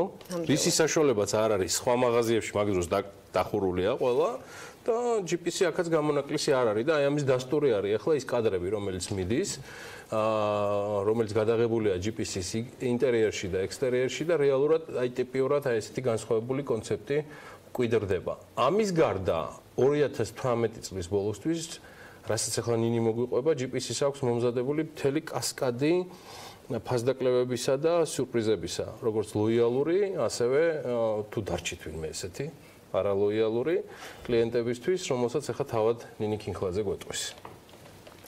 წინა საახალწლო ტრადიციულად ჯიპისი პირდება თავის მომხმარებელს ფასდაკლებებს სხვადასხვა ფრანგულ და გერმანულ ბრენდებზე, სილამაზის თვალსაზრისით და მოვლის თვალსაზრისით. ეს არის ფანტასტიკური ადგილი ჩვენთან შეიძინოთ საჩუქარი თქვენი ძვირფასი ადამიანებისთვის. ასევე თქვენც დასაჩუქრდეთ შეძენის პროცესს. არავის არ გამოუშვებთ. აქციებში წლის სახელმწიფო განწყობა ეს უკვე ბევრს ნიშნავს. ეს 2018 წლის დასასრულია მომხმარებლებისთვის, მაგრამ კომპანიისათვის როგორი იყო უკვე გასული წელი 2018 და რა გეგმებია 2019-ში? ნახევარი რებრენდინგის პროცესი შესრულებულია 2019-ში, დარწმუნებულია რომ გაგრძელდება ეს ყველაფერი. კიდევ რა ხდება? 2018 წელი ძალიან წარმატებული იყო, თუმცა ბევრი გამოწვევა ჰქონდა. შემიძლია ვთქვა ჩვენი დეპარტამენტის ჭრილში რომ წარმატება პირველი არის რომ ნომერ პირველი ბრენდი გერმანული ბრენდი დერმო კოსმეტიკის ნიშიდან ეუცერინი შემოვიტანეთ რაც დიდი წარმატება ისეთი პატარა ბაზრისთვის როგორც საქართველოა და ჯიპისიმეს განახორციელა საქართველოში არ იყო თებერვლიდან 2018 წლის თებერვლიდან უკვე ჩვენს თაროებზეა და იმდენად ცნობადია ეს ბრენდი რომ მომხმარებელი რომ შემოდიოდა აფთიაქში და ხედავდა ბრენდს და ვაიმე თქვენ შემოიტანეთ რა კარგია იმიტომ რომ როგორც წესი ან საზღვარგარეთ ყიდულობდნენ ან გამოწერა უწევდათ მეორე ძალიან დიდი წარმატებული პროექტი რომელიც განხორციელდა ანუ ტრენდებს მიყვებით ინოვატორები ვიყავით ვარდ და ვიქნებით გვპირდებით 2019-ში და საქართველოში პოსტსაბჭოთა კავშირის ტერიტორიაზე საქართველო პირველი ქვეყანაა სადაც ჯიპისი წარადგენა ტრინდული კორეულ-ფრანგული ბრენდი ჯოვაია ანუ ლონჩი ამ ბრენდის ჯერ საქართველოში მოხდა და მერე უკვე სხვა რუსეთი, უკრაინა თუ რეგიონალურად პირველები აღმოჩნდა. ესეც ჩვენი დიდი წარმატება, რითიც ვამაყობთ. შეიძლება ხო, ბოდიში. 2019-წეც კითხავთ, კი, რას ველოდოთ მომავალ წლისათვის? ну ჩვენი კონცეფციიდან გამომდინარე, რადგან ჯიპისი არის მეტი ვიდრე აფთიაქი. ჩვენი ფილოსოფია არის ჯანსაღი ცხოვრების სტილის პოპულარიზაცია საქართველოში და ამისთვის 2019 წელს ძალიან ბევრ აქტივობას განვახორციელებთ, რადგან გადავწყვეტეთ, რომ ეს იქნება ჩვენი კორპორატიულ სოციალური პასუხისმგებლობა. ანუ CSR-ის მიმართულებაც აქტიურდება, ხო? ნამდვილად. და ამასთან დაკავშირებით თქვენს საჩუქრები მოგემზადეთ. ხო რა? შეიძლება? რა თქმა უნდა. ეხლავე.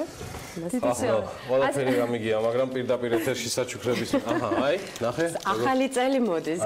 ეს თქვენია, გიორგი? დიახ. კარგია. სახელობითია. ანა, ეს თქვენ? დიდი მადლობა. მოდი გავხსნათ. რა თქმა უნდა. კი, რა თქმა უნდა. ეს გიორგია მოწესრიგებული თორე მე ვერ მოვითმენდი. ოპა. აბა რა გიდევთ ხურჯინში? ხურჯინში გვიდევს სპეციალური ბოთლი, რომელთაც არის ვაიძულებენ გიორგი ვარჯიში დავიწყოთ მე უკვე მივხვდი. საქმუნაო. ოპა, წავიდა. სირბილის. მე თუ კიდე ხტუნაობა მინდა დილით და აგერო იცოდეთ ვიხტუნავებ. სირბილის დროს იმითაც რომ მობილური ტელეფონი გქონდეს თან და აი. კილოგრამიანი. აგიხარიათ. ბიზნეს რიტმი, ბიზნეს ინდუსტრიის რიტმი ყველა მოღვაწეობს. ეს მობილურის ჩასადებია. ვარჯიშის დროს იმისთვის რომ მუსიკის ხაზზე ახლოს იყოს. ესა, კიდე რა ხდება ჩვენ თავს? და ვარჯიშის შემდეგ აუცილებელია აბაზანის მიღება და მეგონი ეს არის ზეთი ნიუქსის ბრენდისგან. ეს არის ნიუქსი. ტუჩსაცხი თქვენთვის ანა და მამაკაცის ხაზი. რომელიც აი რატომ ასევე იყო განსხვავებული საჩუქრები? და ყველაზე კარგი აი ეს პროდუქტია. ეს არის ტკბილეული, რომელსაც მიუხედავად იმისა, ითვლება რომ ხო. ტკბილეული არაჯანსაღია, თუმცა კონკრეტულად ეს პროდუქტები პროტეინებით გაჯერებულია და პირიქით არის უშაქრო ხელს უწყობს თქვენ ჯანმრთელობას და ენერგიულად ენერგიის შენარჩუნებას მთელი დღის განმავლობაში. გიორგი, როდიდან იწყო ხარჯის? ნინის და ანას აქვთ ესე ვთქვათ რა ცდელობები რომ დამცინცლონ რაღაცები, არ ვიტყვი. პირობები პირდაპირ აფთოვანებული ვარ ამ საჩუქრებით და რა ვიცი, ჩემ შვილებთან ერთად შევუდგები. ახე, შვენიერი ამბავია. უღრმესი მადლობა. ძალიან დიდი მადლობა. ძალიან შთამბეჭდავია ეს ყველაფერი. ჩვეულებრივი საჩუქარია. BMG-ის გუნდის წევრებს განსაკუთრებით ვინც საეთეროში არიან, მინდა უთხრა რომ მრავალმხრივი დანიშნულება აქვს ჯიპისის მიერ გადმოცემულ საჩუქრებს. როგორც სავარჯიშო გირებს, ასევე სახტუნაო მოწყობილობას ის ხშირად მათრახათაც გამოიყენება, ან კარგ სასროლ საშუალებად. რაც შეეხება წამყვანი ბრენდების მიერ ნიუქსის და სხვების მოვლის საშუალებებს, თქვენ მოვლაპატრონობა არ გაკლია. შესაბამისად, სულ კარგად ზანდებოდით, მაგრამ მეც გვირდებით. ნინო ქინქალაძეს ძალიან ხშირად შეხვდებით ჩვენთან, ისევე როგორც ჯიპისის, რომელმაც საოცარი გეგმები დაანონსა 2019 წლისთვის, მანამდე კი თქვენ გრჩებათ სრული 3 დღე კიდევ, დღევანდელის ჩათვლით 4, რომ ეწვიოთ ჯიპისის სააფთიაქო ქსელს, რომელიც გაცილებით მეტია, ვიდრე აფთიაქი. და რეალურად მიიღოთ ყველა ის სიკეთე, რომელიც საახალწლო თავისი კლიენტებისთვის, ლოიალური კლიენტებისთვის ამ წამყვანმა საფთიაქო ქსელმა გაამზადა. უღრმესი მადლობა ნინო ქინქალაძეს მოგზაურობისთვის. მადლობა თქვენ. დიდი მადლობა. მრავალ ახალ წელს დაესწარით. ასე არჩეულებრივი დილა შეხვდით. კი ბატონო, მადლობა დიდი ნინის და ჩვენ ვიდრე რეკლამაზე გავალთ, ჯანმრთელი ცხოვრების წესით და ჯანმრთელი დღეების სათვლას ვიდრე დავიწყებთ. გიორგისგან პირობას იმედია რეკლამის დროს მაინც მივიღებ. ბევრი წარმატება და ბედნიერი დღეები უნდა ვუსურვოთ ჩვენ საქმიან მაყურებელს. ჩემგან კეთილ სურვილებში ბევრი მოგზაურობა და აღმოჩენები აუცილებლად მოხდება. სურვილებს კი ნინი ლონგურაშვილმა დაასწრო და ევროპის ულამაზეს ქალაქში მოგზაურობა წინასწრებაო დღეებში უკვე მოასწრო. ევროპის ერთ-ერთ ყველაზე ცნობილ და ლამაზ ქალაქში ჩავიდა. ვაჩის ქუჩა, სეჩეინის თერმული აბანოები, მთავარი პარკი, ბუდაპეშტი და რა თქმა უნდა საშობაო ქალაქი, რომელიც ფერადონებით ყველა სტუმარს ხიბლავს. ნინი ლონგურაშვილის სიუჟეტი ნახოთ.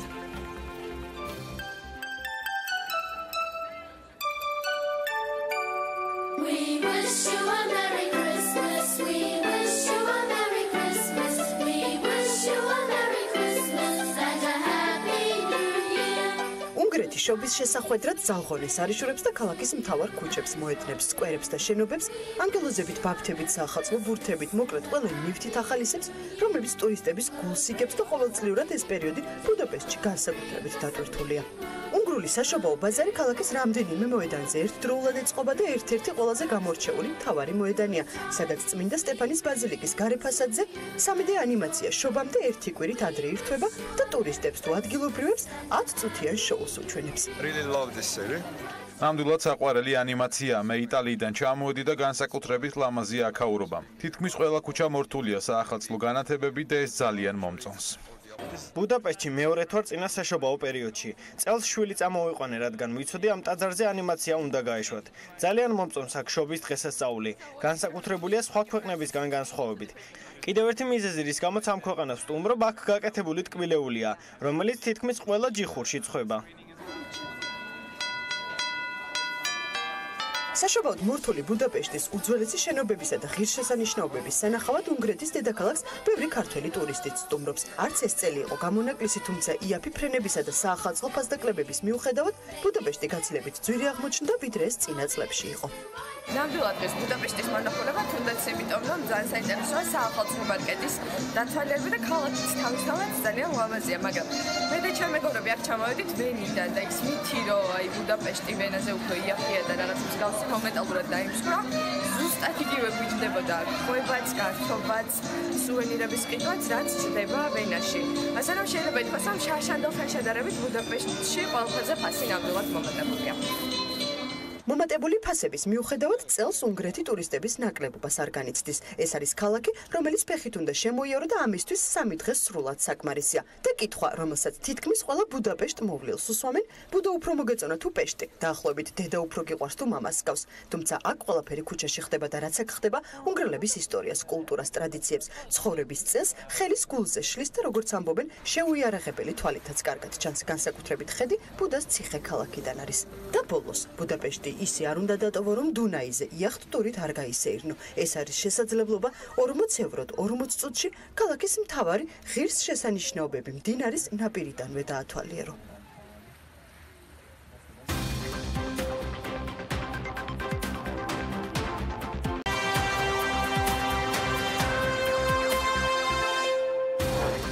ბიზნეს ასოციაციის განცხადებით, კანონპროექტი, რომელსაც პარლამენტი შრომის უსაფრთხოებასთან დაკავშირებით განიხილავს, ბიზნესისათვის უკიდურესად სახიფათოა. დელტას მიერ წარმოებული ჯავშან მანქანა დიდგორი მედევაკი საუდის არაბეთს და ინდონეზიას მიეწოდება. პარლამენტი ფილტრიანი სიგარეტის ადვალურ გადასახადს დაჩქარებული წესით ასამაგებს. ბიზნესი ახლებით განვაგრძობთ საქმიანი დილის ეთერს. შრომის უსაფრთხოების შესახებ კანონის არსებული ფორმით ყველა ბიზნეს სუბიექტზე გავრცელებას საქართველოს ბიზნეს ასოციაცია საგანგაშოდ მიიჩნევს. აღნიშნავენ, რომ კანონპროექტი, რომელსაც პარლამენტი განიხილავს, ბიზნესისათვის უკიდურესად სახიფათოა. მოქმედი კანონი შრომის უსაფრთხოების შესახებ უკვე ვრცელდება ბიზნესის ყველა იმ სფეროზე, ყველა კომპანიაზე, რომელთა საქმიანობას დაკავშირებულია მძიმე, მავნე და საშიშ პირობებთან და ამ გზით უზრუნველყოფილია იმ ადამიანებისათვის უსაფრთხოების გარანტიები, ვინც მსგავს სამუშაოზე არიან დასაქმებულები. დღეისთვის დღის წესრიგში დგას კანონის მოქმედების სფეროს გავრცელება აბსოლუტურად ყველა ტიპის საქმიანობაზე. მათ შორის ისეთებზე, რაც არანაირ არსებით საფრთხესთან არ არის დაკავშირებული დასაქმებულისათვის და ამ გზით იგეგმება ქვეყანაში არსებულ თითოეული კომპანიისათვის, მეწარმე ფიზიკური პირისათვის და ადმინისტრაციული ორგანოებისათვის ისეთი სამართლებრივი ტვირთის დაკისრება, რაც დაკავშირებული იქნება მნიშვნელოვან ფინანსურ დანახარჯებთან. კანონპროექტის მიხედვით ნებისმიერ კომპანიას მეწარმე ფიზიკურ პირს, მიკრო თუ მცირე ბიზნეს და ადმინისტრაციულ ორგანოს, მიუხედავად მისი ზომისა და საქმიანობის სფეროს, მოუწევს ყოველწლიურად ათასობით ლარის გაღება, რათა ისარგებლონ შრომის უსაფრთხოების სპეციალისტის მომსახურებით. სამუშაო ადგილებზე პერიოდულად ზომონ და აკონტროლონ გარემო ზემოქმედების ფაქტორები, შეიმუშაონ და შრომის ინსპექციას წარუდგინონ რისკების შეფასების დოკუმენტები, უზრუნველყონ დასაქმებულები ტრენინგებით და ასე შემდეგ, აცხადებს ბიზნეს ასოციაცია. საქართველოს პარლამენტი დაჩქარებული წესით განიხილავს სწორედ ამ საკანონმდებლო ინიციატივას, რომლის მიღების შემთხვევაშიც ქვეყანაში ფილტრიან სიგარეტზე ეგრეთ წოდებული ადვალური გადასახადი სამჯერ გაეზრდება. გადასახადის ზრდას კენჭს წუხელ უყრიდნენ, ის კი 2019 წლის 1 იანვრიდან უკვე ძალაში შევა. BMG-სთან საუბარში ჯანდაცვისა და დარგობრივი ეკონომიკის კომიტეტის ხელმძღვანელები ამ გადაწყვეტილებას თამბაქოს ადგილობრივი მწარმოებლების ინტერესთა დაცვით ხსნიან, რომლებიც ძირითადად უფილტრო სიგარეტს აწარმოებენ. ადვალური გადასახადი კოლოფის, ანუ 20 ღერის თვითიღირებულების 10%-ში ადგეს, მაგალითად, თუ მწარმოებელს კოლოფის დამზადება 80 თეთრი უჯდება აქციზის გარეშე, ის ვალდებულია აქციზთან ერთად კიდევ 8 თეთრი გადაიხადოს, ანუ თვითღირებულების 10% სახელმწიფოს გადაუხადოს. ადვალური მოსაკრებლის ზრდა ფილტრიანი და უფილტრო სიგარეტის აქციზური მარკების გათანაბრებას უკავშირდება. ფინანსთა მინისტრმა ამავე თემაზე გუშინ მთავრობის ხდომის დასრულების შემდეგ ისაუბრა მედიასთან. ივანე მაჭავარიანი ამბობს, რომ ფისკალური თვალსაზრისით ფინანსთა სამინისტროსთვის აქციზის განაკვეთის ზრდა მნიშვნელოვანია, თუმცა ამავე დროს აღნიშნავს იმასაც, რომ გრძელვადაში, როგორც ადვალური, ისე ფიქსირებული აქციზის გადასახადი აუცილებლად გათანაბრებული იქნება. მნიშვნელოვანია, რომ მოხდეს რასაკვირველია გაზრდა აქციზის და ეს ხდება ნაწილობრივ ერთ შემთხვევაში ფიქსირებული აქციზის გათანაბრების პირობებში, თუმცა მეორე ადვალურის შემთხვევაშიც გაზრდასთან გვაქვს სამხედრო, თუმცა იქ სხვაობა ჩნდება. მე მგონია, რომ შეიძლება ეს იყოს ერთ-ერთი საშუალებიანი ნაბიჯი, თუმცა გრძელვადაში მაინც მგონია, რომ საბოლოო ჯამში გათანაბრდება როგორც ფიქსირებული, ისე ადვალური. კიდევ ერთი მინისტრი, რომელიც გუშინ მედიასთან გამოჩნდა მთავრობის ხდომის შემდეგ, დავით სერგეენკო იყო. მისი ინფორმაციით, ჯანდაცვის სოციალური და დევნილთა მიმართულებით ბიუჯეტი გაზრდილია. მინისტრი ამბობს, რომ მიმდინარეობს როგორც სახელმწიფო პროგრამების განახლება, ისე ახალი პროგრამების დამატება. მიმართულებით ბიუჯეტი არის გაზრდილი. მაგალითად, ერთ-ერთი სახელმწიფო პროგრამა სოციალური რეაბილიტაციის და ბავშვზრუნვის იყო წლევანდელი 28 მილიონი. და იზრდება თითქმის 8 მილიონით. ჯანმრთელობის დაცვის სახელმწიფო პროგრამები იყო 291, იზრდება 22 მილიონით და დევნილთა პროგრამებიც ჯამში ასევე თითქმის 30 მილიონით იზრდება. ეს მარტო რაოდენობრივი ცვლილებები არ არის, რამოდენიმე ახალი პროექტი არის დევნილთა მიმართებაში.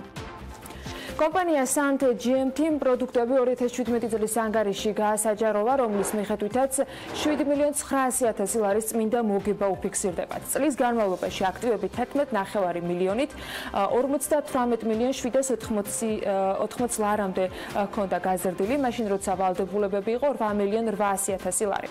2017 წლის განმავლობაში კომპანიამ 69.600.600.000 ლარის პროდუქცია გაყიდა და 7.9 მილიონის საოპერაციო მოგება მიითვალა. კომპანიის გენერალური დირექტორის განცხადებით, მიუხედავად იმისა, რომ კომპანია ფინანსურად მომგებიანია, მოგება სრულად ხმარდება რეინვესტირებას, ძირითად საშუალებებსა და ახალ ტექნოლოგიებს, ასევე რეალიზაციის ზრდის შესაბამისი საბრუნავი კაპიტალის დაფინანსებას. დელტას მიერ წარმოებული ჯავშან მანქანა დიდგორი მედევაკი საუდის არაბეთს და ინდონეზიას მიეწოდება. სახელმწიფო სამხედრო სამეცნიერო ტექნიკური ცენტრის გენერალური დირექტორის უჩა ძოძუაშვილის განმარტებით, სხვადასხვა სახელმწიფოსთან ცენტრის მიერ წარმოებული ტექნიკის მიწოდების შესახებ გაფორმებული ხელშეკრულებები თავისი მოცულობით 10 მილიონ ლარს აჭარბებს. მისივე თქმით, სამედიცინო საევაკუაციო ჯავშან მანქანა მიწოდებასთან დაკავშირებით მოლაპარაკებები საუდის არაბეთთან გრძელდება. მიწოდების შეთანხმება გაფორმდა უკვე ინდონეზიასთან და დამატებითი მოლაპარაკებები უკვე დაწყებულია 4 პოტენციურ ინვესტორთან. 2018 წელს კახეთში სიტყვასაწინააღმდეგო სისტემის მიერ დასაცავი ტერიტორიის ოდენება 800,000 ჰექტარი შეადგინა, საიდანაც 4,460 ჰექტარი დაისეტყვა, რამაც ქვეყანას 32,922,000 ლარის ღირებულების ზარალი აარიდა. ამასთან დაკავშირებით განმარტებები ასევე გუშინ დელტას ხელმძღვანელმა შეჯამებისას გააკეთა. დელტას მონაცემების თანახმად წელს სიტყვასაწინააღმდეგო სისტემის ეფექტიანობა 97,9% იყო. დღევანდელ ეთერში სახელმწიფო თემებს ვერ ვცდებით და ვაჯამებ ტრადიციულად ყველა მიმართულებით სხვადასხვა ბიზნესის წარმომადგენლების მუშაობას. აიტექნიკზე უნდა გესაუბროთ. აიტექნიკში სახელმწიფო სამზადისი აქტიურ ფაზაში შევიდა, საჩუქრებისა და ფასდაკლებების სერია კი გრძელდება. ვაუჩერების სიახლეები და სადღესასწაულო კამპანიები ყველა ფილიალში მთელი თვის განმავლობაში კიდევ გაგრძელდება. რა სიურპრიზებს გვპირდებიან კომპანიის წარმომადგენლები და რას უნდა ელოდენ მომხმარებლები? ამას მარიამ ადამია მოგუყვება.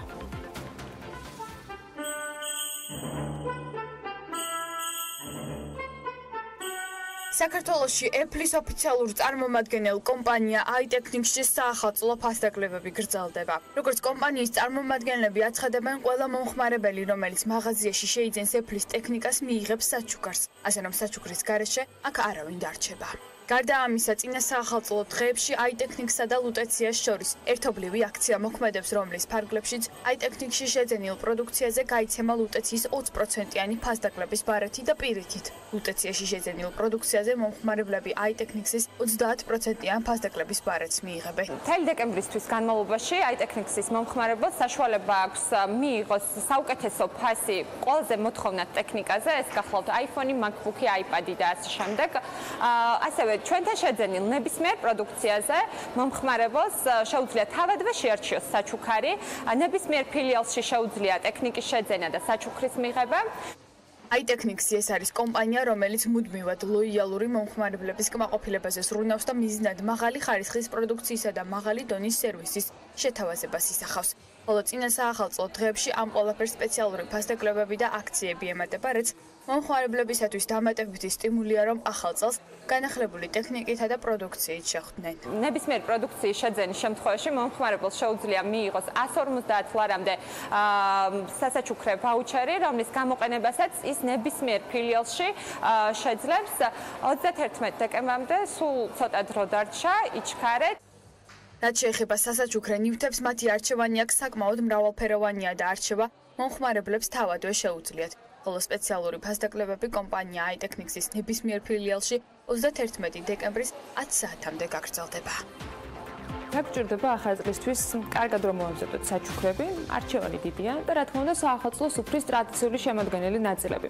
და ჩვენს ტრადიციულად ახალი წლის დადგომამდე რამდენიმე დღით ადრე დავინტერესდით რა ხდება თბილისის ბაზრებში და როგორ მიმდინარეობს წინა საახალწლო ვაჭრობა. ფასებისა და მოსახლეობის განწყობის დეტალებით ახლა თათია ჩეფიჩაძე დილა უთენია ბაზრიდან შემოგვიერთდება. თათია, დილა მშვიდობის. დილა მშვიდობის, ანა, დიახ, ახალი წელი ახლოვდება და ერთ-ერთი ყველაზე მთავარი საკითხი, რაც მოსახლეობას აინტერესებს, ეს არის პროდუქციის ფასები და ის თუ რა დაჯდება წინა საახალწლოს უფრას. სწორედ ამიტომ ვიმყოფები ჩვენ ახლა თბილისის ერთ-ერთი ცენტრალური ბაზრის მიმდებარე ტერიტორიაზე, სადაც ვესაუბრეთ როგორც მოქალაქეებს, ასევე მოვაჭრეებს და ისინი აცხადებენ, რომ წინა საახალწლო პერიოდში გასულ წელთან შედარებით ფასები კიდევ უფრო მეტად არის მომატებული. რაც შეეხება წინა საახალწლოს უფრას, მინიმუმი ამ შემთხვევაში ალბათ რაც შეიძლება დაჯდეს მისთვის ეს არის 300 ლარი და მაქსიმუმს რა თქმა უნდა განსაზღვრავს იმ პროდუქციის მრავალფეროვნება, რასაც შეიძენ. ინფორმაციისთვის გეტყვით, რომ ამ წუთებისთვის გოჭის ღირებულება დაახლოებით 80-დან 150 ლარის ფარგლებში მერყეობს, 120 ლარი ღირს ინდაური, რაც შეეხება ნიგოს ნიგზის ფასი 15-დან 30 ლარის ფარგლებში მერყეობს. ეს არის ბაზარში არსებული სიტუაცია ამ დროისთვის, თუმცა საქსტატი პარალელურად აქვეყნებს სამომხმარებლო ფასების ინდექსს, რომლის მიხედვითაც 2018 წლის ნოემბერში წინა წლის ნოემბერთან შედარებით ფასები ჯამურად 1.9%-ით არის გაზრდილი, მათგან სასურსათო პროდუქცია და უალკოჰოლო სასმელებზე 0.8%-ით, ხოლო რაც შეეხება ალკოჰოლურ სასმელებს და თამბაქოს ამ შემთხვევაში ზრდა არის 2.8%. შეგვიძლია რომ უშუალოდ მოვისმინოთ კომენტარები მოვაჭრეების და მოქალაქეების, რა განწყობით ხვდებიან ისინი ახალ წელს და როგორ აფასებენ წინასაახალწლო ფასებს. და ეს 3 ლარი და 3.5 ბადრიჯანი 5-6 ლარზე ამიდა უკვე. კლიენტი როგორ არის? სადაა ჯერ აკაცი სულიან გამოვიდა გაუჭირდება სულო. დაბალ ფასი უჭირდა და ახლა ამ ხელა ფასები ძალიან გაუჭირდება ხალხს საჭმელი და საჭმელი. სახალხოც ძალიან ცუდი მდგომარეობაა. გოჭირი და 120 ლარი, ქათამი 120 ლარი, ინდაური 120 ლარი. ჯერჯერობით რაც დავაფასებინე. რა ვიცი, 1000 ლარი მაინც. ბადრიჯანი 6 ლარია, პამიდორმა ყველაფერი ძვირია ბებია. კლიენტი შემოდის. სად არის კლიენტი, გოგო არ გადამრიო. ბაზარში ხალხი არ შემოდის. აი როგორ ფიქრობთ, საახალწლო სუფრა რა დაჭდება წელს, აი შეუძლებელი. 100 ლარი ეს ინდაური და გადმოიანგარეში, ახლა შენ რა დაჭდება მაგი? ინდაური 100 ლარი, მანდარინი, ახლა ყველაფერი ძვირია რა. კლიენტი არის ძალიან შემძლებელი. ფასები არ ფასები თითქმის იგივეა, მაგრამ კლიენტი საერთოდ არ არის მყიდველი. გოჭი აი მაგალითად რა. გოჭი გააჩნია ახლა როგორია 80-დან 150-მდე ალბათ ზევით. შარშან უფრო მეტად იყვნენ ვიდრე წელს. კი, შარშან უფრო მეტად იყო ხალხი ვიდრე წელს. გარდა საკვები პროდუქციისა მნიშვნელოვანია ასევე რა ხდება ფასების მხრივ რესტორნებში და სასტუმროებში. ისევ საქსტატის მონაცემების მიხედვით რესტორნებში და კაფეებში ფასები წინა წლის ანალოგიურ პერიოდთან შედარებით გაზრდილია 1.4%-ით, ხოლო რაც შეეხება სასტუმროებს და გართობის მიმართულებას, აქ წინა წლის ანალოგიურ პერიოდთან შედარებით 2.5%-ით მეტი დაგეხარჯებათ. სხვათა შორის ჩვენ გუშინ ვესაუბრეთ რამდენიმე სასტუმროს წარმომადგენელს, მაგალითად გუდაურიინში ამბობენ, რომ ახალი წლის დღეებში 1-2 ადგილიანი სტანდარტული ნომრის ღირებულება მათთან 200 დოლარი იქნება. ბათუმში კოლიზეუმ მარინაში ეს თანხა 100 დოლარის ფარგლებში მერყეობს, ხოლო ლოპოტაძე კვირის დღეებში ეს არის 115 დოლარი საუზმით, ხოლო შავეთკვირას 145 დოლარი.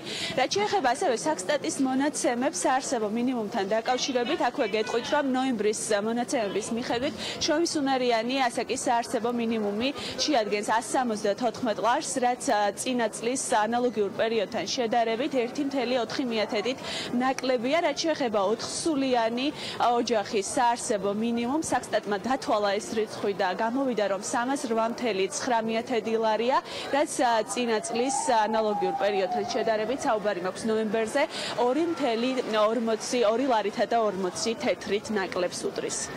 კათიას დიდი მადლობა, ძალიან მაგარი ჩართვისთვის. ტრადიციულად არაფერი გამორჩეულა, იმიტომ რომ ყოველთვის სტაბილური და ესეთი კარგი ჩართვები აქვს მას. კაი, დანარჩენზე მოგვიანებით. ამასობაში მესტიის მუნიციპალიტეტის თემებზე გადავინაცვლოთ. მესტიის მუნიციპალიტეტი სოფელ ჭუბერში, სადაც 300 კომლი ცხოვრობს. სოჭის ივლისში მომხდარი წყალდიდობის შედეგად იქ ათეულობით თემი გარესამყაროს მოწყვიტა. ამ წყალდიდობამ წყალმა წაიღო 5 ხიდი. სახლები დააზიანა სახლები, დაზიანებული იყო გზები.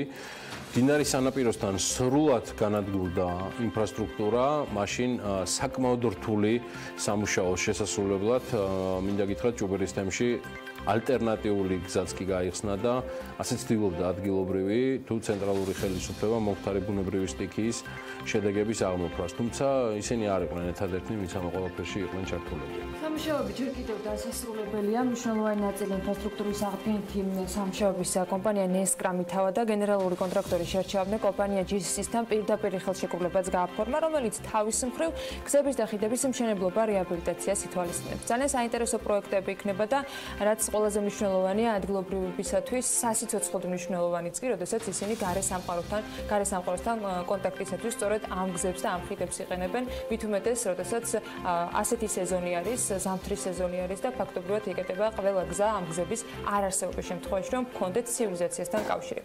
როგორ და რა ეტაპებით განვითარდება ეს ყველაფერი? ალექსანდრე ეჩიკავა, ქართული სამშენებლო კონსორციუმის დირექტორის მოადგილე მოგვიყვება საქმიანი დილის სტუდიაში, რომელიც უკვე შემოგვიერთდა. აკადემიუმშვიდობის.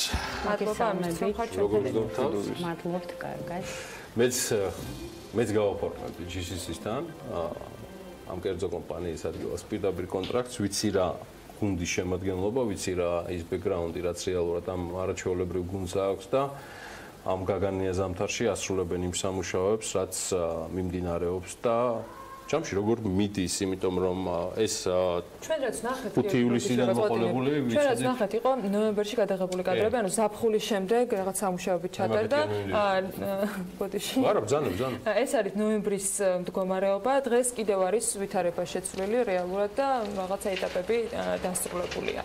გვექნება ალბათ მოგვიანებით ამ ყველაფრის განახლების შეცვლილება 2019, თუმცა დღეს თქვენი მონაწილეები მოკიდებს ხოლმე დათო ჯალაღონიას ამ მიმით და BMG-ის გუნდი გადასახდა აფრენენ ჭუბერში ყოფნაზე მეც ვაფრენ რო უყურებ იმ კადრებს წარმოუდგენლად ლამაზია და რა ეტაპზეა დღეს რეალურად აკა რა შეგვიძლია ვთქვათ ამ ეტაპზე იმიტომ რომ არ ჩერდებით მიუხედავად კლიმატური პირობებისა სტერეოტიპულად ზამთარი რო დგება ყველას გონია რომ აბსოლუტურად ჩაკეტილია იქაური სივრცე და არაფრის კეთება რაიმეს კეთება წარმოუდგენელია რეალურად ეხლა რა ეტაპზე ვართ მას შემდეგ რაც გიორგობისთვის კადრები ვაჩვენეთ პირველ რიგში მომეცით ნება რომ დიდი მადლობა გადაგიხადოთ მოწვევისთვის გადაცემაში რომ მოგვიცით საშუალება გვესაუბრა კონსორციუმის წლილზე ისეთი მნიშვნელოვანი პროექტის განხორციელებაში როგორიც არის ნესკრახესის მშენებლობა ორიოდე სიტყვით შევეხები ჩვენს სტატუს პროექტის ფარგლებში ამჟამად გახლავართ ნესკრაჰიდროს ძირითადი კონტრაქტორი ჩვენ თავიდანვე ჩართული ვიყავით პროექტში თავიდან ვიყავით გენერალური კონტრაქტორის ქვეკონტრაქტორი ხოლო მას შემდეგ რაც გენერალური კონტრაქტორი ურთიერთშეთანხმების საფუძველზე გავიდა პროექტიდან ნესკრაჰიდრომ იმიტომ რომ არ შეჩერებულიყო წინამოსამზადებელი სამუშაოები მიიღო გადაწყვეტილება რომ პირდაპირ ქართულ სამშენებლო კონსორციუმთან გაეფორმებინა ხელშეკრულება რის შედეგადაც გაგრძელდა გზების და ხიდების მიმართულებით გეგმით გათვალისწინებული სამუშაოები. ამჟამად ჩვენ ვახორციელებთ ჰესის მშენებლობის წინამოსამზადებელ სამუშაოებს, როგორიც არის გზების და ხიდების მშენებლობა, ზოგადად ინფრასტრუქტურის მოწყობა, რაც საშუალებას მისცემს ჰესის სამშენებლო მოედნებამდე სპეციალური მძიმე ტექნიკის გადაადგილებას და ნებისმიერი სახის მისაწვდომობას. რაც შეეხება 5 ივლისის სტიკის შედეგებს ამ სამწუხარო ფაქტის გამო მესტიის მუნიციპალიტეტის ჭუბერის თემში შემავალ სოფლებში მნიშვნელოვნად დაზიანდა გზები და ჩვენ იმთავითო ჩავერთეთ აღდგენით და ნაპირსამაგრის სამუშაოებში მოგეხსენებათ სამუშაოები იყო ძალიან რთული ჩვენ ამჟამადაც გრძელდება აღდგენითი სამუშაოები და ეტაპობრივად ვასრულებთ დაზიანებული მონაკვეთების აღდგენას. გარდა კონტრაქტით გათვალისწინებული ძირითადი სამუშაოებისა ჩვენ მუდმივად ვახორციელებთ მონიტორინგს და მოვლა შენახვის სამუშაოებს. სწორედ აღნიშნეთ, რომ კადრები, რომლებიც გადის, ეს არის ნოემბრისთვის და ეხლა უკვე თითოეულობა ჭუბერში და ამ წუთებშიც კი გზების გაწმენდით სამუშაოებს ვახორციელებთ კი. გზის თემა აკა იყო ერთ-ერთი ყველაზე კრიტიკული. მე მახსოვს იმ პერიოდის კომენტარები, გზა რეალურად, რომელიც იმ პერიოდში აი ამ სტიქიიდან გამომდინარე სრულიად მოწყვიტა პრინციპში ადგილობრივი მოსახლეობა სამყაროს, იყო სასიცოცხლოდ და კრიტიკულად მნიშვნელოვანი. აი ეს რა ეტაპზე ვართ? კი, სტიქის შედეგად პრაქტიკულად სოფლები მოწყდა გარესამყაროს და დღევანდელი დღის მდგომარეობით ჩვენი ჩართულობით შესრულებული სამუშაოების შედეგად პრაქტიკულად ყველაზე მეტად დაზიანებული გზის მონაკვეთები აღდგა მუშაობა როგორც უკვე აღვნიშნე ეხაც გრძელდება ეტაპობრივად ვასრულებთ რაც სასიცოცხლოდ მნიშვნელოვანი იყო პირველ რიგში ადგილობრივი მოსახლეობისთვის იმათ გამომდინარე იქიდან რომ მათ უკვე აქვთ შესაძლებლობა დაბრკოლების გარეშე გადაადგილდნენ აქვე მინდა იმიტომ რომ არ ვიცი მაგას რამდენად არის თქვენი სათქმელი მე ვიტყვი რომ სრული ინფორმაცია აქვს BMG-ს რომ და ეს არის ასევე ქართული სამშენებლო კონსორციუმის ხედვის ნაწილიც ინვესტორი კომპანიის ხედვიდან გამომდინარე, რომ დასაქმებულია ძირითადად ადგილობრივი მოსახლეობა. ანუ ამ ადამიანების შერჩევაც ადგილზე მოხდა თქვენი მხრიდან, აი ეს პროცესი მინდა რომ აღწეროთ შეიძლება. როგორც მოგეხსენებათ, პროექტი მასშტაბურია. პროექტი ზოგადად ორიენტირებულია ხარისხზე და სამუშაოთა შესრულების მაღალ სტანდარტზე. შესაბამისად, ჩვენც ორიენტირებულები ვართ სამუშაოთა შესრულების მაღალ სტანდარტზე, რასაც ყოველდღიურად ვაკეთებთ ჩვენი პროფესიონალი კადრების დახმარებით. მათ გამოცდილება, მრავალწლიანი გამოცდილება აქვს სხვადასხვა მიმართულებით, როგორც ინფრასტრუქტურული მშენებლობის, ასევე გარემოს დაცვით და შრომის უსაფრთხოების კუთხით. აღნიშნავდი ასევე ჩვენ პარტნიორებს დიდარი გამოცდილებით გეოლოგიური საპროექტო და საექსპერტო მიმართულებებით და ადგილობრივების დასაქმება არის ჩვენი პრიორიტეტი. მაქსიმალურად დასაქმებულები არიან ადგილობრივები და ჩვენ გუნდთან ერთად მუშაობენ, რაც მათ საშუალებას აძლევს დაიგროვონ საკმაოდ გაიზიარონ საკმაოდ დიდარი გამოცდილება. დღევანდელი დღის მდგომარეობით სამშენებლო მოედნებზე და სამშენებლო ბანაკის მართვაში დასაქმებული ადგილობრივების რაოდენობა დაახლოებით 80%-ზე მეტია საერთო ადგილზე ყოველთვის მაქსიმალურად საქმდება ადგილობრივი და ისეთ შემთხვევებშიც კი როცა სპეციფიკური ხო გვიწევს სხვა სოფლიდან ქალაქიდან მოვიწვიოთ სპეციალისტი, მაშინაც ჩვენ ადგილობრივებისგან ვქირავთ საცხოვრებელ და კვებით მომსახურებას, რაც მათთვის დამატებითი შემოსავლის წყაროა.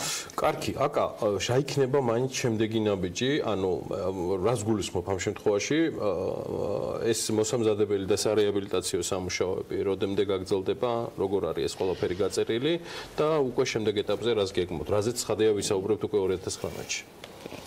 დეტალებზე. ორიოდე სიტყვით უკვე ვისაუბრეთ გზებზე, რომელიც მოიცავს როგორც ახალი გზების გაყვანას, ისე არსებული გზების რეაბილიტაციას და ჯამში დაგეგმილია 40 კილომეტრამდე გზის მშენებლობა, რეაბილიტაცია, გამაგრება. გარდა გზებისა, მომავალი წლის ბოლომდე დაგეგმილია 11 ხიდის მშენებლობა ნესკრა და ნაკრას ხეობებში. მათ შორის 3 ხიდის სამობილიზაციო სამუშაოები უკვე დაწყებულია და როგორც კი ამას კლიმატური პირობები მოგვცემს საშუალებას პარალელურ რეჟიმში დავიწყებთ მუშაობას. ეს არის ხიდების მიმართულებით პირველი ეტაპი. კი ბატონო. ეხლა ამტოთას მოგეხსენებათ ყოველი სამშენებლო სამუშაო მოითხოვს სამზადებელ სამუშაოებს, მიმდინარეობს პროექტირება, ტექნიკური პერსონალის მობილიზება, შერჩევა, გადამზადება, სეზონურ პრობლემას იყენებთ ისეთის, რომ მოსამზადებელი სამუშაოები იყოს ჩატარებული. 2019-ის ბოლოსთვის თავისთავად გაზაფხულიდან რომ ავითვალოთ უკვე უშუალო სამუშაოების თქვა განხორციელების შეწყდება, გააქტიურება ადგილზე, რა ეტაპზე იქნება ყველა ეს პროექტი მისული? მოდით დავარქმევ ამას გააქტიურებას, იმიტომ როგორც გიორგი აღნიშნა, ზამთრის პერიოდშიც არ ვჩერდებით, არც ადგილზეც მიმდინარეობს სამუშაოები. უბრალოდ გაზაფხულიდან გავაქტიურდებით 2019 წლის ბოლომდე გეგმით გათვალისწინებულია და კონტრაქტით დაახლოებით 40 კილომეტრი გზის მშენებლობა, რეაბილიტაცია და 11 ხიდი ნესკრას და ნაკრას ხეობაში. გარდა ამისა კიდე არის იქ საოპერატორო სოფელი, რაც ორიოდე სიტყვით აგიხსნით, ეს არის უბანი, საცხოვრებელი სახლები, ერთსართულიანი, ორსართულიანი, ასევე მოიცავს სასტუმრო სახლს და საოფისე სასაწყობე ინფრასტრუქტურას. ეს იქნება უბანი, სადაც უკვე ჰესის ოპერირებაში ჩართული თანამშრომლები იცხოვრებენ. ძალიან ლამაზია. კარგ ადგილზე იცხოვრობ. რა მაგარია? კი, მშვენიერი. უნდა წავიდეთ. კი. გადავიდეთ. 2019 გადავიდეთ. ესე გადაგადეთ. იქიდან გავაკეთეთ რამდენიმე გადაცემა. გაუცილებლად. თითი სიამოვნებით. გვიმასპინძლებთ? გვიმასპინძლებთ. დარწმუნებულები ვარ, ადგილობრივები ამას ჩვენზე უკეთეს. კი, კაცო, ოქროს ხალხი. მაგრამ ჩვენც გვერდით, მაგრამ საუკეთესო მოკითხვები ჭუბერს ყოველთვის გქონდეთ BMG-ს და ყოველას ჩვენი იმედი, იმიტომ რომ მაქსიმალურად უჭერთ ხარს ყველაფერს იმ სიკეთეს, რასაც ნესკა ჰიდრო თავის პარტნიორ კომპანიებთან ერთად ახორციელებს ადგილზე. აკას დიდი მადლობა ალექსანდრა ჩიქავა, ქართული სამშენებლო კონსორციუმის დირექტორის მოადგილე გსტუმრობდა.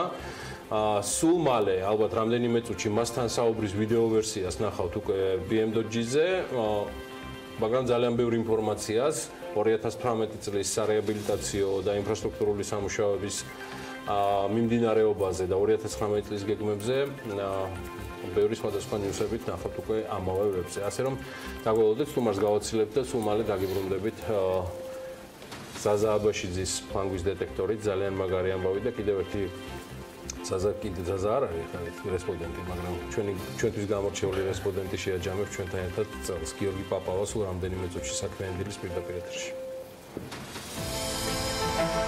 ამინდის პროგნოზის სპონსორია SEU Development-ი.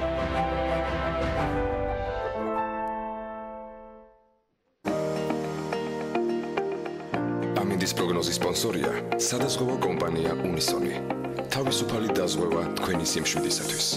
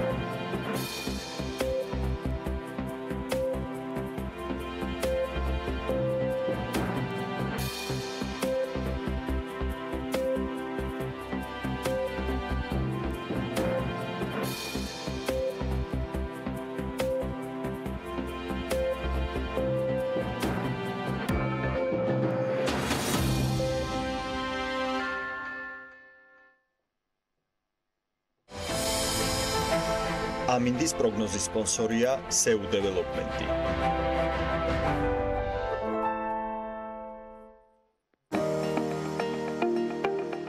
ამინდის პროგნოზის სპონსორია სადაზღვევო კომპანია უნისონი.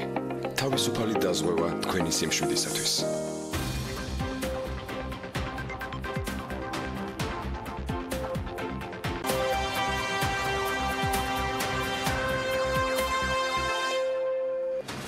ჩინოვნიკების მიერ ბიუჯეტის ფულის საეჭვო ვითარებაში დახარჯვა წინასაახალწლო განწყობის მიუხედავად ამ თემას გვერდი ვერც მიმდინარე წლის უკანასკნელ გადაცემაში აუარეთ. მიზეზი კი ის გახლავთ, რომ მედია პროექტმა ფლანგვის დეტექტორმა ახალი კვლევა გამოაქვეყნა, რომლის შინაარსიც რბილად რო ვთქვათ კატასტროფულია.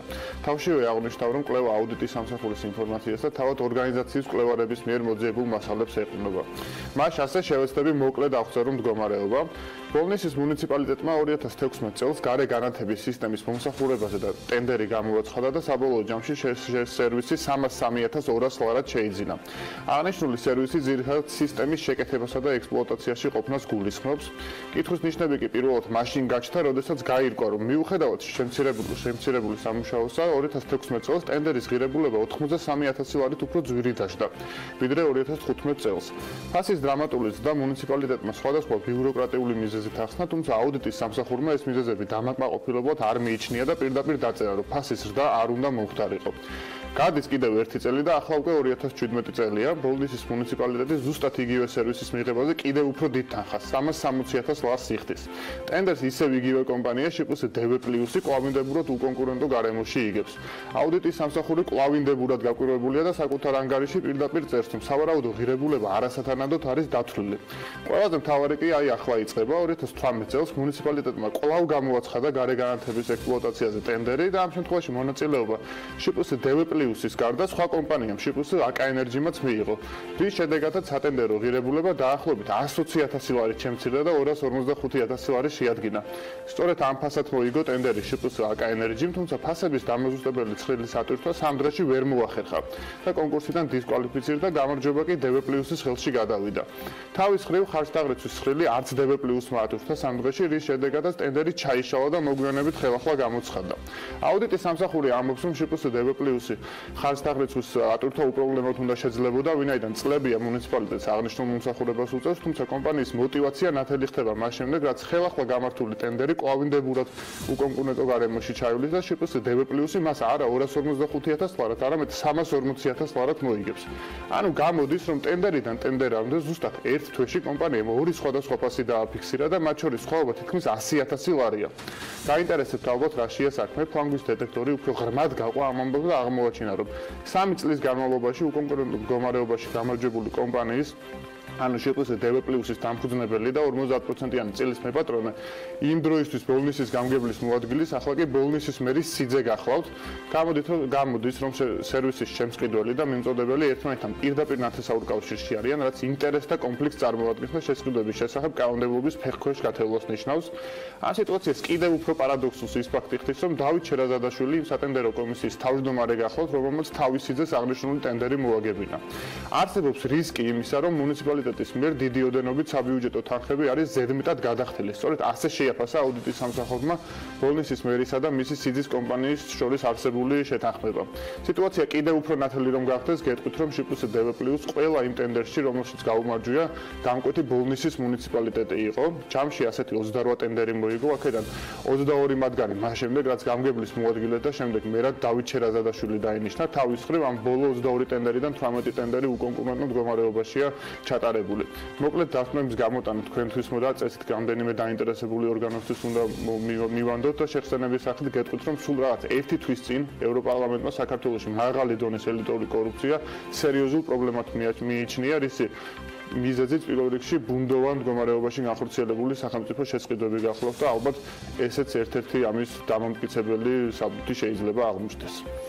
ისე აქამდე არ გინახავთ აღნიშნული ინფორმაცია, რომელიც გუშინ საღამოსკენ უკვე გაავრცელა მედია პროექტმა ფლანგვის დეტექტორმა, რომელიც ერთ-ერთი დამფუძნებელი ზაზა აბაშიძეს გახლავთ. ამ საუბარს ცალკე აღებულ ბლოგს ცხადია BMG-ზე სულ მალე ნახავთ, ისევე როგორც ამ ინფორმაციის სრულ რიპოსტს ელიტურ კორუფციაზე წელს ბევრი ისაუბრეს და მაქვს სრულიად დასაბუთებული ეჭვი ზაზა და დანარჩენებო განცდა, რომ 2019-ში ბევრი საუბარი მოგვიწევს. ამ თემასთან დაკავშირებით ზოგადად BMG-ისთვის უდაოდ საინტერესო წელიწადი იყო და მოდის კიდეც. ყველა შემთხვევაში თუ წარმატებაზე ვერ გიყვებოდით, გადაწყვეტილებები ან გადაუწყვეტელად დარჩენილი საკითხები საქმიან მაყურებელს საინტერესო ინფორმაციებს ზოგჯერ უამრავ კითხვასაც უტოვებდა. პრემიერ-მინისტრმა გუშინ წლის შეფასებისას 2018 წელი წარმატებულად მიიჩნია. ბახტაძე ფიქრობს, რომ მთავრობამ პროგრესი აჩვენა, სრულად გაგვიჭირდება, მაგრამ სად იყო პროგრესი და სად ქონდა პრობლემები. რა ტიპის გამოწვევები დარჩა, რომელიც 2019-ში მინიმუმ გამოსასწორებელია, ამას უკვე ჩემს მიერ დაანონსებულ სტუმართან ერთად შევაჯამებთ. ცხადია გვექნება საუბარი პრემიერ-მინისტრის გუშინდელ შეჯამებაზე, თუმცა ყველაფერი დანარჩენისთვის სტუდიაში გიორგი პაპავა, ილიანის ბიზნესის სკოლის ასოცირებული პროფესორი. დილამშვიდობის, მიხარია რომ ხართ ჩვენთან ერთად. მე პირადად შეფასებას ჩემი აქაური პოზიციიდან გამომდინარე გავაკეთებ გიორგი, რომ მე მეც ვისაუბრებდი გუშინ პირადად დარჩენილ გამოწვევებზე, პრობლემებზე, შევაფასებდი ეფექტურობას საკუთარი საქმიანობისა. შესაძლოა ფორმატი არ იძლეოდა მის საშუალებას, მაგრამ იქ იყო რამდენიმე ჟურნალისტი, მათ შორის BMG-ს თელარა გელანტია, რომელიც ცალსახად მოგვიტანდა ამ ამბავს, ასეც ადგილი რომ ჰქონოდა. თუმცა იყო ის, რაც შევეცადე პროლოგში გადმომეცა. რამდენად შეიძლება ცალსახად 2018 წელი შეფასდეს წარმატებულ წელიწადად ქვეყნისთვის და მისი ეკონომიკისთვის. დიახ. მადლობა მოწვევისთვის.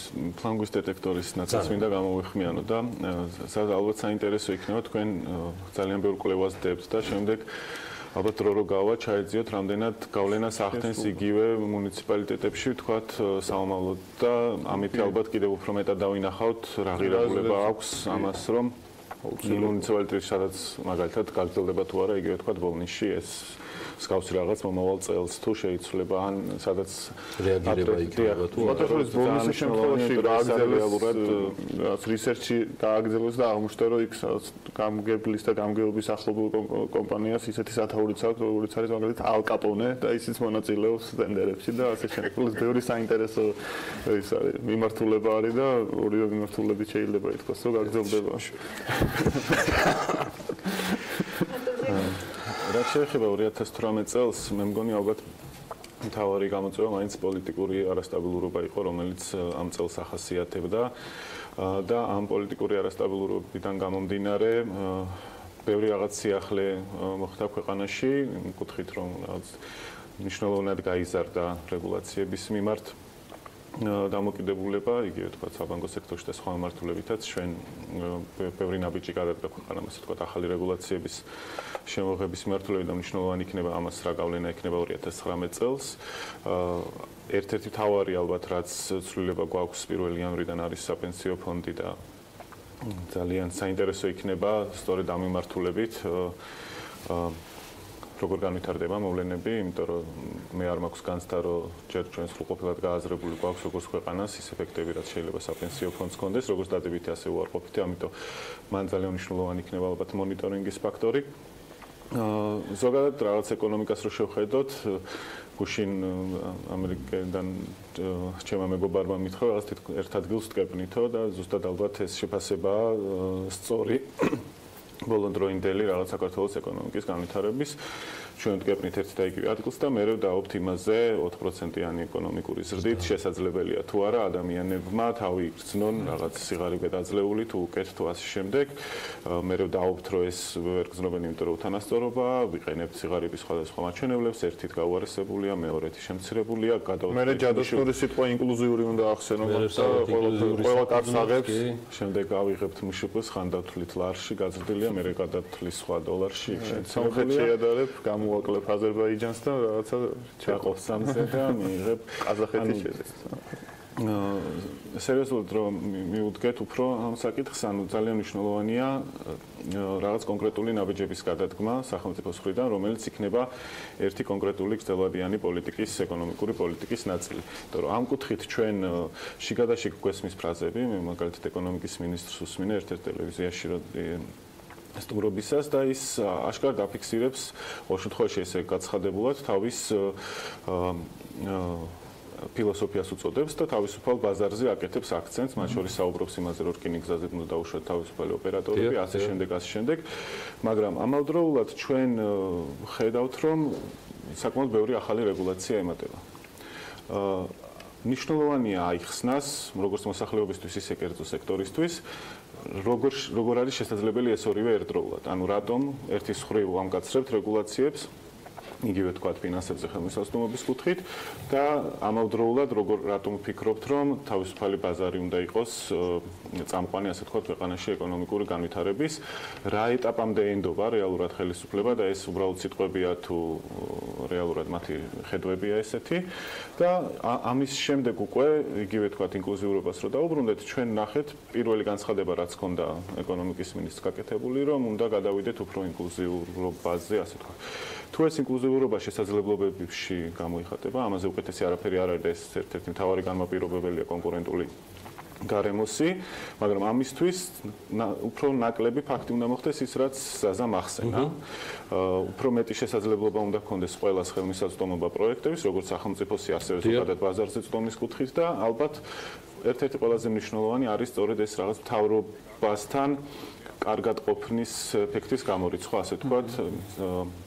არის გლობალური კონკურენტუნარიანობის ინდექსი, სადაც ეგრეთ წოდებული ფავორიტიზმი ითვლება სახელმწიფო გადაწყვეტილებებში და არც ისე კარგ მდგომარეობაში ვართ ჩვენ ამ მაჩვენებლით. მნიშვნელოვანია, რომ სწორედ ეს ელემენტი გამოირიცხოს. მეორე ალბათ რაც კიდევ ერთი მთავარი გამოწვევაა, მიუხედავად იმისა, რომ დეკლარირებულად ნამდვილად ჩვენ რაღაც თავისუფალ ბაზარზე ორიენტირებული განცხადებები გვესმის ის, რომ ინფრასტრუქტურა მნიშვნელოვანი განათლებაში მეტი აქცენტის გაკეთება და თქვა ამით პროდუქტიულობის ზრდა და მე უკვე დანარჩენსაც თქვა ბაზარმა მიხედოს ეს ამავდროულად როგორც კი პოლიტიკურად სენსიტიური ხდება თემები უკვე გვესმის განცხადებები რომელიც უფრო პოპულიზმზე მორგებულია და არა ეკონომიკურ ზრდაზე ან რაიმე ინკლუზიურობაზე და ასე შემდეგ. ამიტომ აი ეს თავი გამოწვევა პოლიტიკური არასტაბილურობა რატო ვახსენე, იმიტომ რომ ისტორიულ პოლიტიკური არასტაბილურობის გამო, ჩემი აზრით, მიიღება გარკვეული გადაწყვეტილებები, რომლებიც უკვე პოლიტიკური დივიდენდების მისაღებად არის უფრო მეტად გათვლილი, ვიდრე რაღაც გრძელვადიანი ეკონომიკური ხედვის ფარგლებში ტარდება და მე მგონია, რომ ეს იქნება ალბათ თავარი 2019 წელს. პუნქტობრივად გამოვყოთ 2018-ის ნაწილში ეს ზოგადი შეფასებად მივიღებ ამ ნაწილს. საერთო ხაზი, რომელსაც ჩვენ ვამბობთ, რომ შეიძლება სუბიექტურად რომ არის უფრო უკეთესი ხედვა ვიდრე თქვა პოპულისტური განცხადებები, საერთო ხაზიდან გადახვევები სად იყო, თქვა ყველაზე კაფიო კონკრეტულ გადაწყვეტილებებში და იყო თუ არა 2018-ში გადაწყვეტილებები, რომელიც რაღაც ფორმით დაეხმარება მათ შორის ეკონომიკური მდგომარეობის გაუმჯობესებას, ეკონომიკური ზრდის გაუმჯობესებას და ასე შემდეგ. დიახ.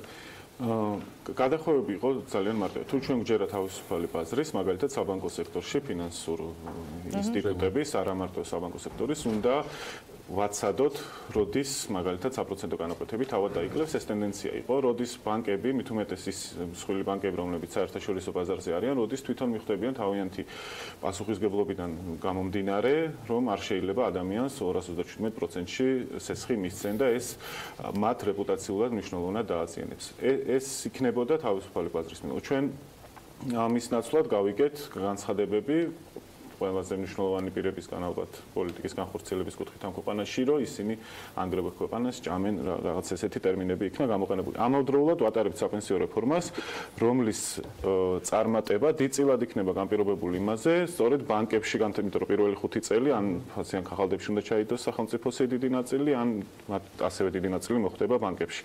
ისინი რამდენად ეფექტურად ამას გამოიყენებენ და რამდენად დააკრედიტებენ ეკონომიკას ისეთ თამაშის წესებით, რომელიც უფრო მეტად ხელს შეუწყობს.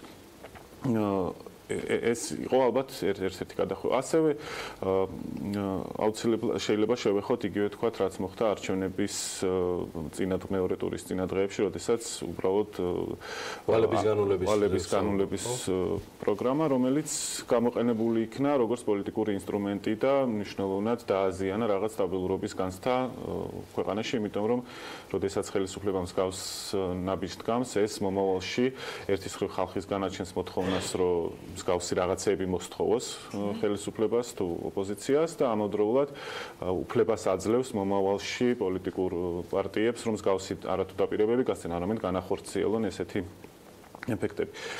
მეორე ნაწილი, ანუ ჩვენ ის მთელი ის პოლიტიკა, რომ თუ შეუმცირებთ ადამიანებს სესხებზე ხელმისაწვდომობას, თუ უფრო გაუმკაცრებთ, ამითი ისინი უფრო მეტად ჩაერთვებიან ეკონომიკურ აქტივობაში, გამოჩნდებიან სამუშაო ბაზარზე და თითქოს ისინი გააქტიურდებიან, ეს გვესმის როგორც გამართლება იმისი, რომ მნიშვნელოვანი რეგულაციები შემოწმება.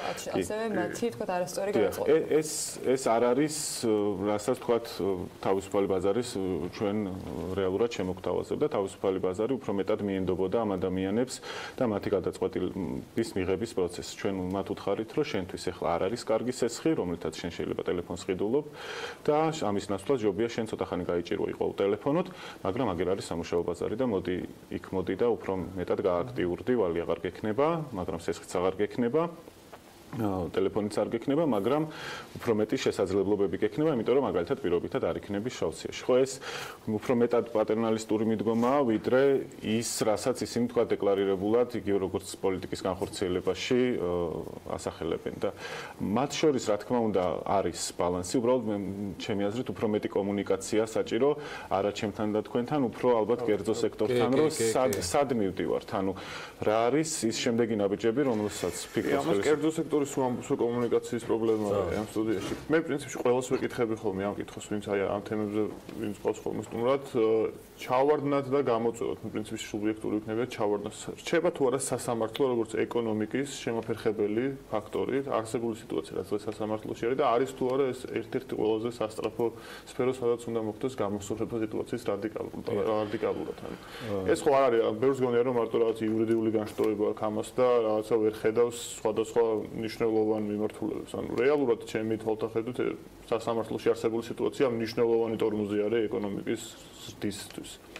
დიახ, ანუ ჩვენ ნებისმიერ რაღაც კონკურენტუნარიანობის ინდექსს როცა უყურებთ, საკუთრების უფლების დაცვა, კანონის უზენაესობა და ასე შემდეგ ინდიკატორები არის ერთ-ერთი ყველაზე მნიშვნელოვანი განმაპირობებელი ქვეყნის კონკურენტუნარიანობის და მას განსაზღვრავს. ჩვენ ხშირად გვესმის ხოლმე რომ დემოკრატია გვაქვს ძალიან მაღალი და ეკონომიკური განვითარება გვაქვს დაბალი.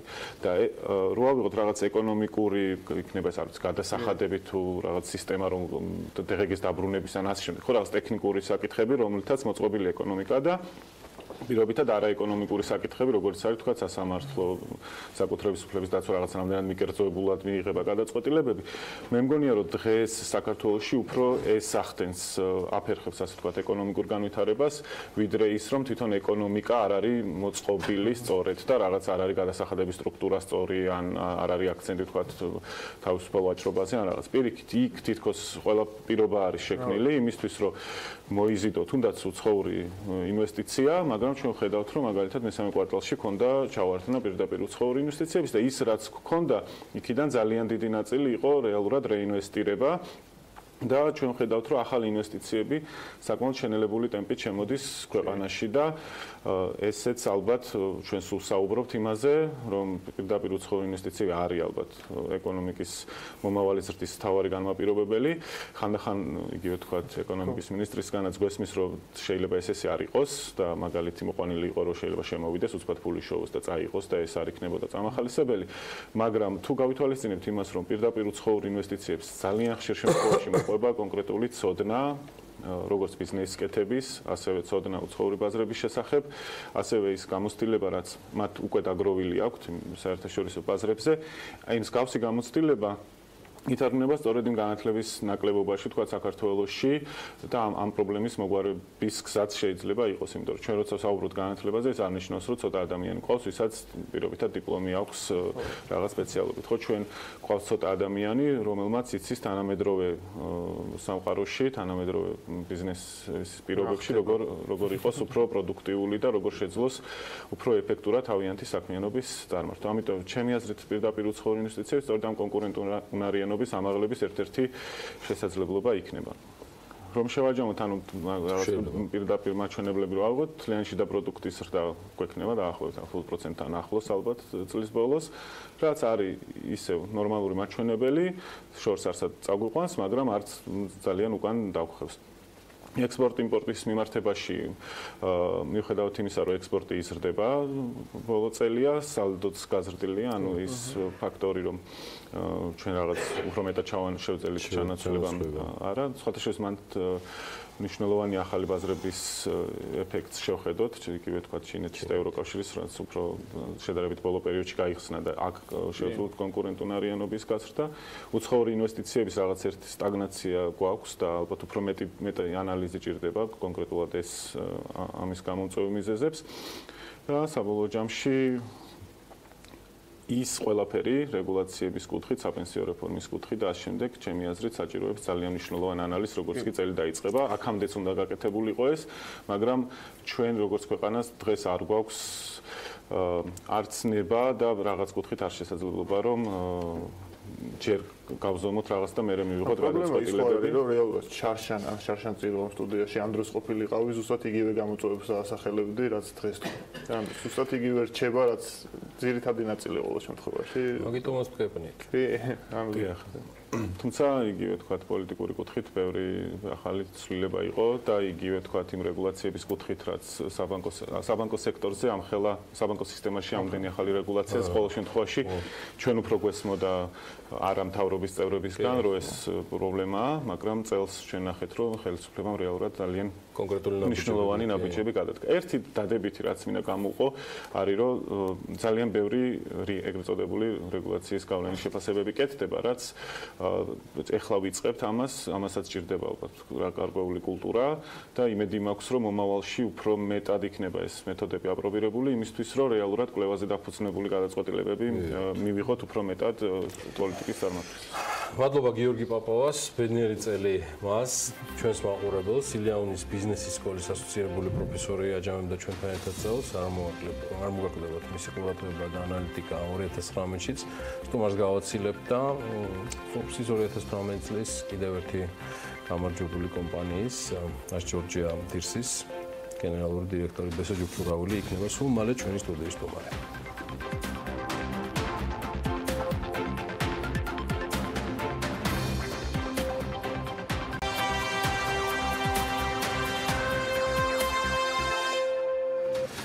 Forbes-ის 2018 წლის პარტნიორი კომპანიის დირექტორი გვერდება საქმიანი დილის სტუდიაში. მგონი რაღაც კომპანიის დასახელება და არც მისი წარდგენა დამატებით საჭირო. ადევნებთ თვალყურს ამ დაჯილდოების ცერემონიალს. სრულიად არაჩვეულებრივი შედეგების მქონე კომპანიის დირექტორია ჩვენთან ბესო ჯიფურავილი, სწორედ მან და მისმა გუნდმა მოახერხეს დაახლოებით წელიწად ნახევარში, ისაც თავის დროზე სრულიად შეუსრულებელ მისიადად შეიძლებოდა მოგჩვენებოდათ.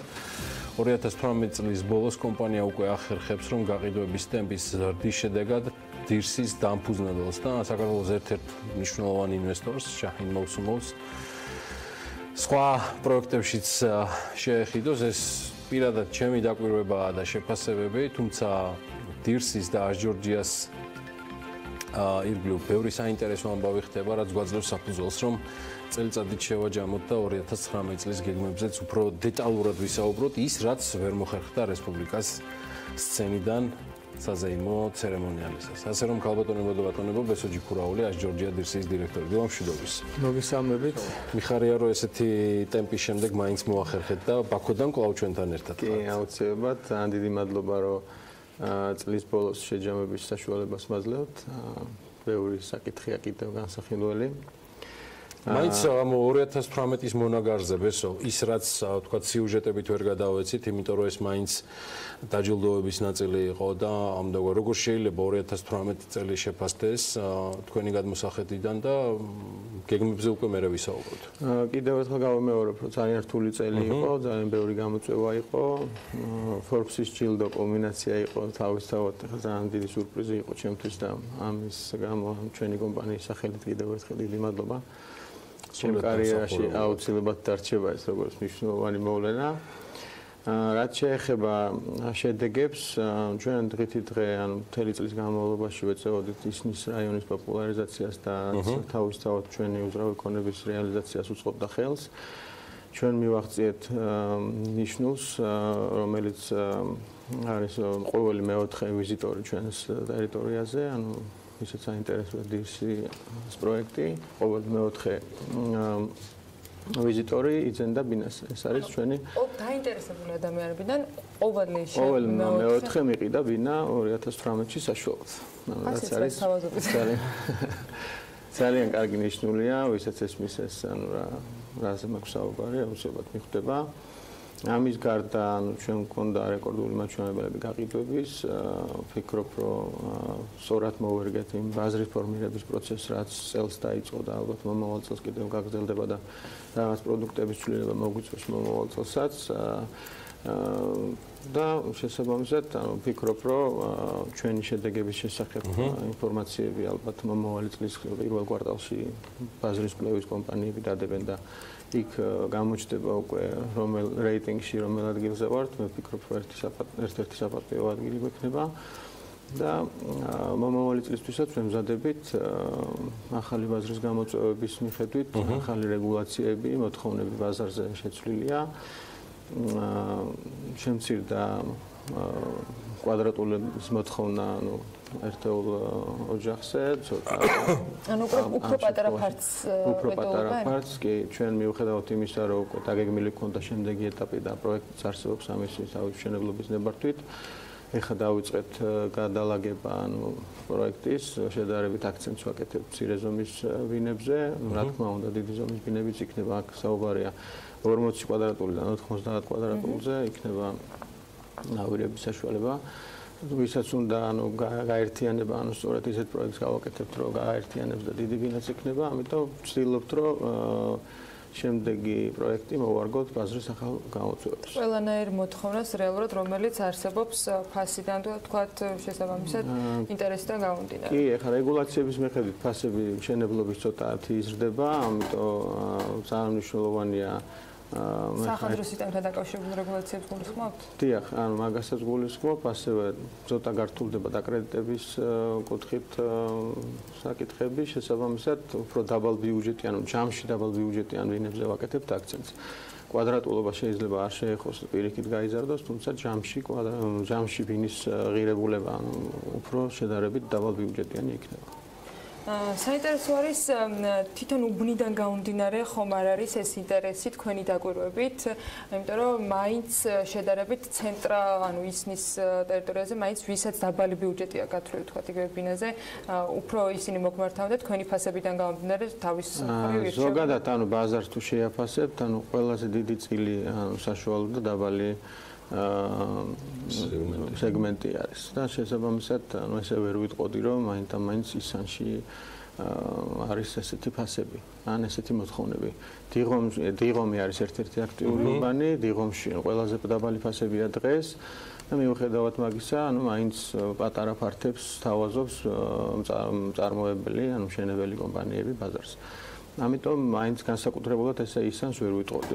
ვფიქრობ, რომ ზოგადი ფონი არის. როდისთვის გეგმავთ, რომ ეს პროექტის გადაწყობის შემდეგ უკვე მშენებლობის პროცესი დაიწყოს და რა ეტაპზე არის ის გამწვანებითი სამუშაოები, რომელიც 2018-ში ერთ-ერთი ყველაზე მნიშვნელოვანი პროექტი იყო დირსის კომპლექსში? კი, ანუ მომავალ წელს ძალიან ბევრი პროექტი გვაქვს ახალი, მათ შორის არის ანუ მშენებლობის ნაწილი, გადალაგებით უკვე გადავალაგეთ პროექტი და ალბათ შევიტანთ მალე განაცხადს მშენებლობის ნებართვის განახლებაზე.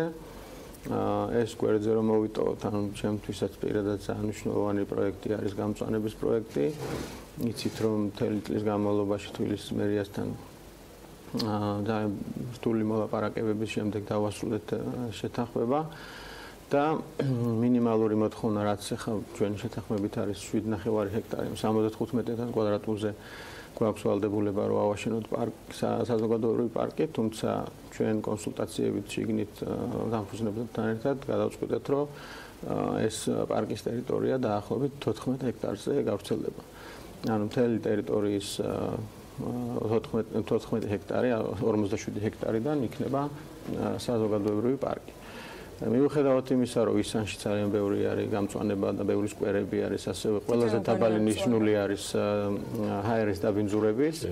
მიუხედავად მაგისა, ანუ დიდი პარკი ისანში არ არსებობს, ეს იქნება უნიკალური პარკი იქიდან გამომდინარე. თბილისშიც უნიკალური პარკი, რომ მტკვრის სანაპიროზე მხოლოდ ერთადერთი სასეირნო და დასასვენებელი ადგილი იქნება და ამასთანავე ბულვარი რამდენიმე კილომეტრის სიგრძის.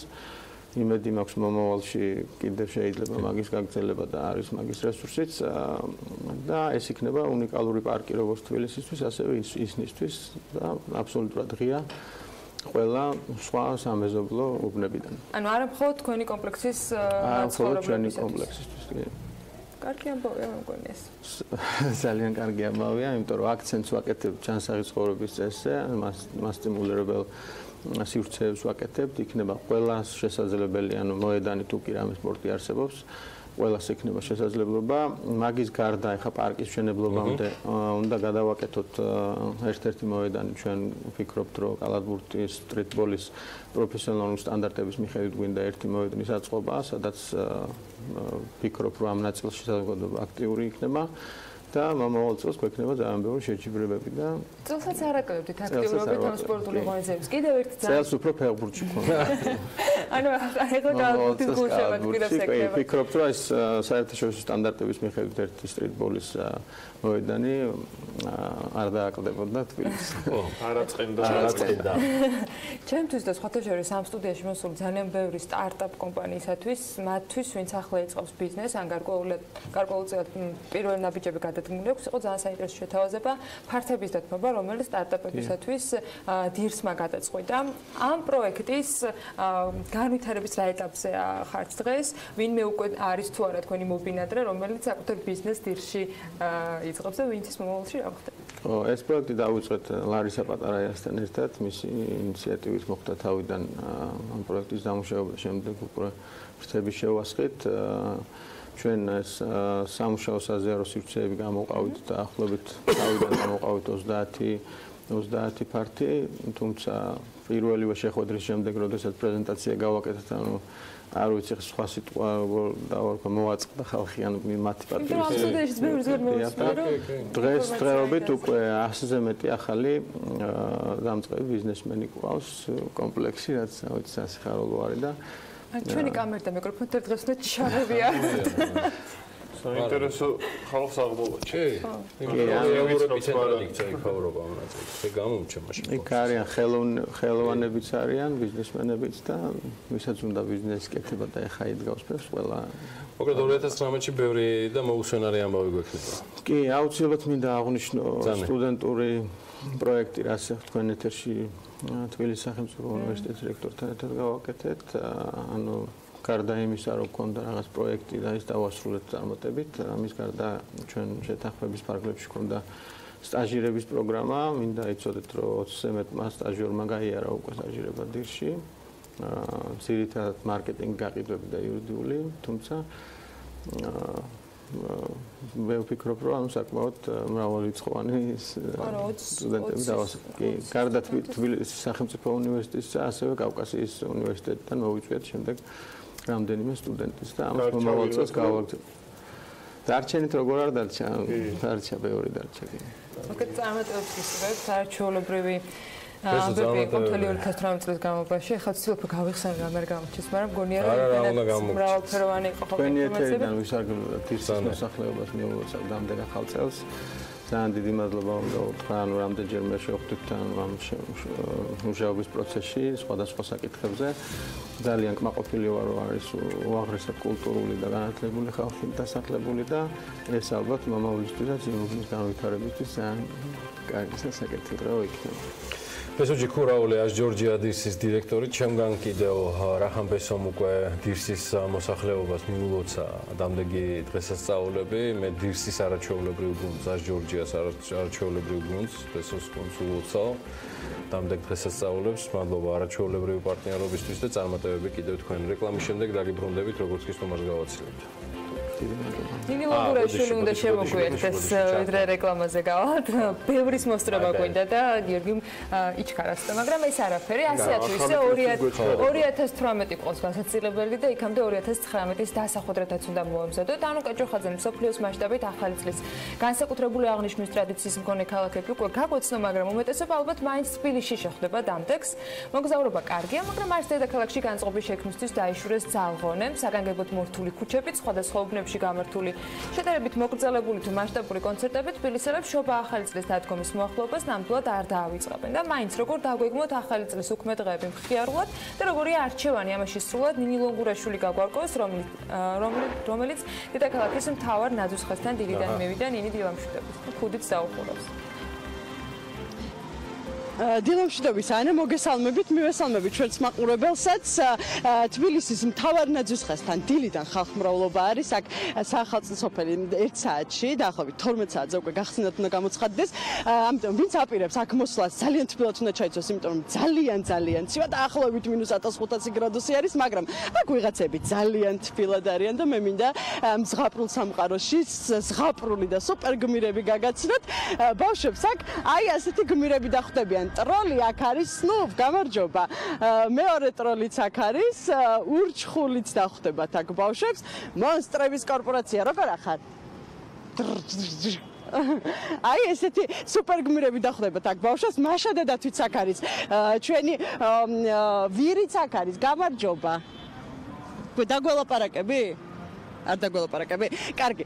სუპერგმირები მოკლედ ბავშვებს აქ რომ მოვლენ დახვდებიან და ესენი არ არიან სრული შემადგენლობით, კიდევ შემოუერთდებიან სულ ცოტა ხანში. 12 საათზე როგორც თქვი უკვე გახსნათ გამოცხადდება საახალწლო სოფელი. დღეს 8 საათზე უკვე პირველი კონცერტი დაგეგმილი არის და როგორც შემთხვევით არის ცნობილი, თოვლის ბაბუაც აქ უნდა მოვიდეს 8 საათზე. ის თოვლის ბაბუა აი მერმა რომ სკაიპით ესაუბრა ლაპლანდია თბილისი რო დაუკავშირდა ერთმანეთს. ჩვენთან ერთად ახლა არის სოფიო ხუნწარია, თბილისის მერის მოადგილე, რომელიც პირველ გახსნილ ჯიხურებს უკვე ათვალიერებს. მოგესალმებით. მოგესალმებით. თქვენ ხედავთ ალბათ კაცში რა ლამაზი ნივთები არის გამოფენილი. ძალიან და როგორი ზღაპრული სამყარო გაგიკეთებიათ ბავშვებისთვის და არა მარტო ბავშვებისთვის და როგორც მერმა აღნიშნა, ყველა ასაკის ადამიანს შეუძლია მოსვლა. აი რა დახვდებათ ამ ყველა ასაკის ადამიანს აქ მოსვლა? რასაკვირველია, მაქსიმალურად ვეცადეთ, რომ ყველა ასაკის ადამიანისთვის ყოფილიყო გათვალისწინებული საახალწლო სოფელი, რომელშიც ჩვენ ახლა ვიმყოფებით. ვფიქრობ, რომ ძალიან ლამაზი გამოვიდა და მართლა ზღაპრული არის. და რაც ყველაზე მნიშვნელოვანია, კონცეფცია არის, რომ ყველაფერი ერთ სივრცეში და ალბათ გაამართლა ამ კონცეფციამაც, იმიტომ რომ მთავარი ნაძვისხე გალა კონცერტი, საახალწლო საშობაო ბაზრობა, კულინარია, ორი სცენა ბავშვებისთვის და თემატური კონცერტებისთვის, ყველაფერი არის ერთად წელს და ესეც ქმნის გარკვეულწილად ჯადოსნურობას. ჩვენ ახლა ვიმყოფებით მცირე მეწარმეების თბილისური ბაზარი, ასე ქვია, ეკოპოლიტიკის მიერ ორგანიზებული არის ეს თბილისური ბაზარი. სწორედ ამ სივრცეში რა ხდება? ხაფთან მიგიყვანოთ, იმიტომ რომ თემატურია. აი შემოგვიერთდნენ თოვლის ბაბუებიც. სოფო იმედია ჩვენ მაყურებელს აი ამ არაჩვეულებრივ მუსიკის ფონად ჩვენი საუბარი წესმით. და ვილაპარაკოთ, ვინაიდან თოვლის ბაბუების მარში გვაქვს ახლა. დღეს ყველას ველოდებით საღამოს 8 საათზე პირველი რესპუბლიკის მოედანზე. იმისთვის რომ შევხვდეთ ჩვენ თოვლის ბაბუებს, ორს, თოვლის ბაბუას და სანტა-კლაუსს, ისინი ერთმანეთს შეხვდებიან. ლამაზი სანახაობა იქნება, იმიტომ რომ გარკვეულწილად შოუ არის დადგმული. თოვლის ბაბუა მოდის სვანეთიდან მოაცილებენ ჩოხოსნები ალილოებით, ხოლო კულმინაცია იქნება სანტა-კლაუსის ჩამოსვლა და როგორ იქნება ეს ყველაფერი ამას ერთად დავხავთ. ზღაპრული სამყარო ელოდებათ აქ მოსულ მსმენელებს და სტუმრებს. აი ასეთი გარემო არის უკვე დილიდან საახალწლო სოფელში.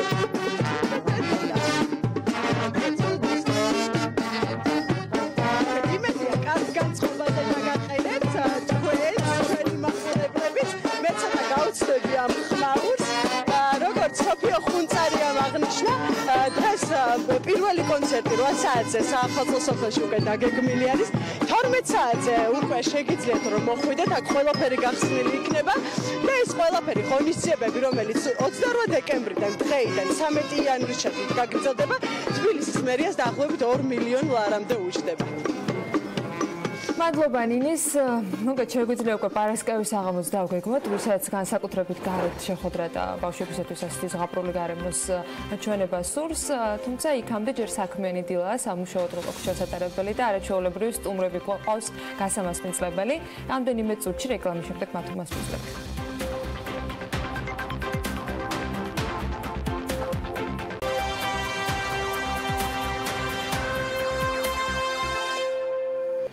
ახალი წლის მოახლოებასთან ერთად სანტას სამფლობელოში საქართველოს ბანკის საიდუმლო სანტას სიმციმა როგორც კი აინთო თამაში დაიწყო და მთელი საქართველო და ყოველს ვისაც ჯადოსნობაში მონაწილეობას სურს უკვე მესამე საჩუქრების გაცვლის ძალიან სახალისო პროცესში ჩაერთვნენ. თან წელს ყველა სეკრეტ სანტას თავისი დამხმარე ყავს და ამ დამხმარესთან ერთად უკვე ტრადიციად ქცეული საყოველთაო სანტას ორგანიზატორებმა საქართველოს ბანკმა ქართული წარმოების ხელშესაწყობად საგანგებო ბაზრობაც მოაწყოს. როგორ მიმდინარეობს ამ საიდუმლო სანტას თამაშის პროცესი, ამაზე მოგვიყვებიან ჩვენი სტუმრები ხათნა კაკაბაძე, საქართველოს ბანკის საზოგადოებასთან ურთიერთობის სამსახურის ხელმძღვანელი და გაგა დარსალია, რედბერის თანადამფუძნებელი არიან ჩვენთან ერთად.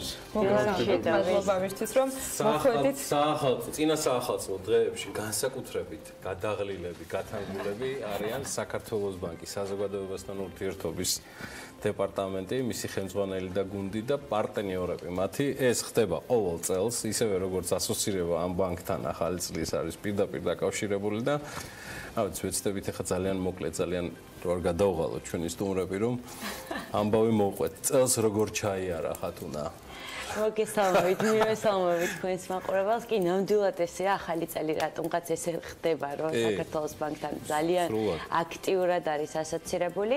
ძალიან კარგად ამ ეტაპისთვის რეგისტრაცია დასრულებული, 100,000-ზე მეტი ადამიანია დარეგისტრირებული და ახლა ვართ ყველაზე საინტერესო ეტაპზე, რასაც ქვია საჩუქრების შერჩევა და გაგზავნა. აქვე მინდა ვთხოვო ჩვენ სანტებს დარეგისტრირებულ ადამიანებს, რომ იჩქარონ, იმიტომ რომ საქართველოს მასშტაბით საქართველოს პოსტის სერვის ცენტრები ელოდებიან 31 დეკემბრის ჩათვლით მათ და რა თქმა უნდა ძალიან ელოდებიან ადრესატები. რაც ყველაზე მნიშვნელოვანია, რომ მიიღონ საჩუქრები.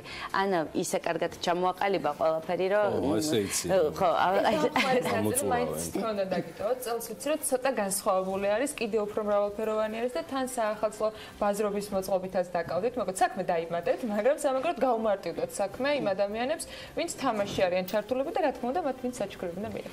კი, ნამდვილად ასეა, წელს სიახლე გვაქვს ის, რომ გვყავს არაჩვეულებრივი ჩვენი სანტების, სრულიად საქართველოს სანტების დამხმარე რუდი გახლავთ რუდოლფის შემოკლებით ესე ვთქვათ სახელი და ჩვენი ვერსია რუდი წითელცხვიროსანი.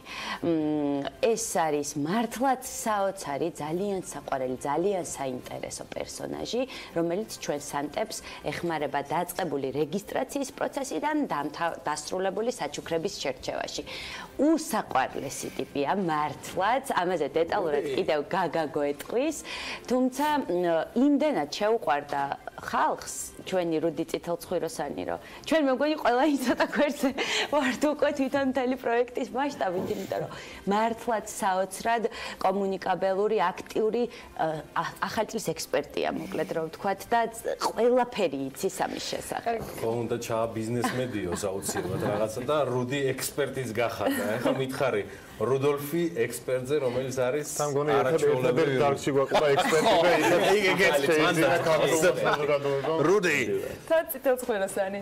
როგორ შეიქმნა რუდი და ვინ არის ის? რუდი არის სანტების დამხმარე ასისტენტი, რომელიც ეხმარება თითოეულ სანტას იმაში, რომ იყვნენ უფრო უკეთესი სანტები. ეს გულისხმობს იმას, რომ რეგისტრაციის პროცესში ეხმარება, რომ უკეთესი წერილი დაწერონ. მაგალითად, რუდი შეუძლია, რომ თქვენ დაწერილი წერილიდან შინაარსი გამოიტანოს და მიხვდეს შემდეგ თქვენ სანტა სავარაუდოდ შეძლებს თუ არა, რომ კარგად შეგერჩიოთ საჩუქარი, რაც დაწერეთ, იმის მიხედვით. ან შეუძლია, რომ გთხოვოთ, რომ რამე დაამატოთ, ან დააზუსტოთ, ან რაც ესეთი.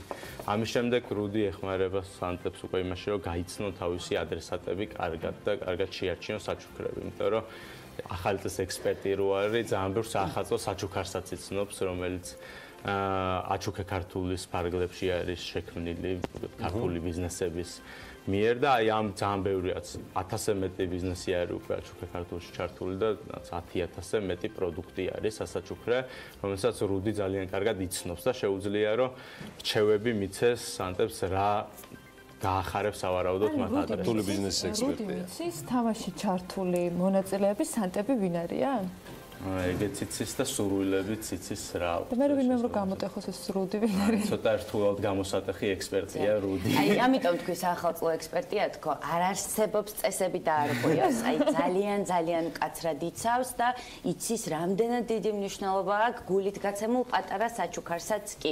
მიუხედავად იმისა, ანუ 3 წელი რო შევაჯამოთ, სადღაც 500,000-ზე მეტი ადამიანი იყო ჩართული ამ პროექტში. შესაბამისად, მიუხედავად იმისა, რომ პატარა ქვეყანა ვართ და არ ვართ ბევრნი, ძალიან ბევრი სანტა გვყავს და ეს იყო კიდევაც წლევანდელი ჩვენი მთავარი, ასე ვთქვათ, მესიჯი იმ საოცარი ვიდეოსი, რომელიც JWT მეტრომ შექმნა, სადაც ამაზეა საუბარი, რომ ყველა შეუძლია იყოს სანტა. სწორედ აქედან გამომდინარე, წელსაც ძალიან ბევრი სანტა გვყავს, აქტიურად ველით ადრესატების გახარებას და რაც ასევე ძალიან მნიშვნელოვანია, როგორც ჩარშან წელსაც მოეწყო უკვე საშობაო Secret Santas საშობაო მარკეტი, გალერეა თბილისის შენობაში, სადაც ჩვენ სანტებს არა მარტო ადრესატებისთვის, აი თქვენს ნებისმიერ ჩვენთაგან შეუძლია საოცარი ქართული საჩუქრები აარჩიოს.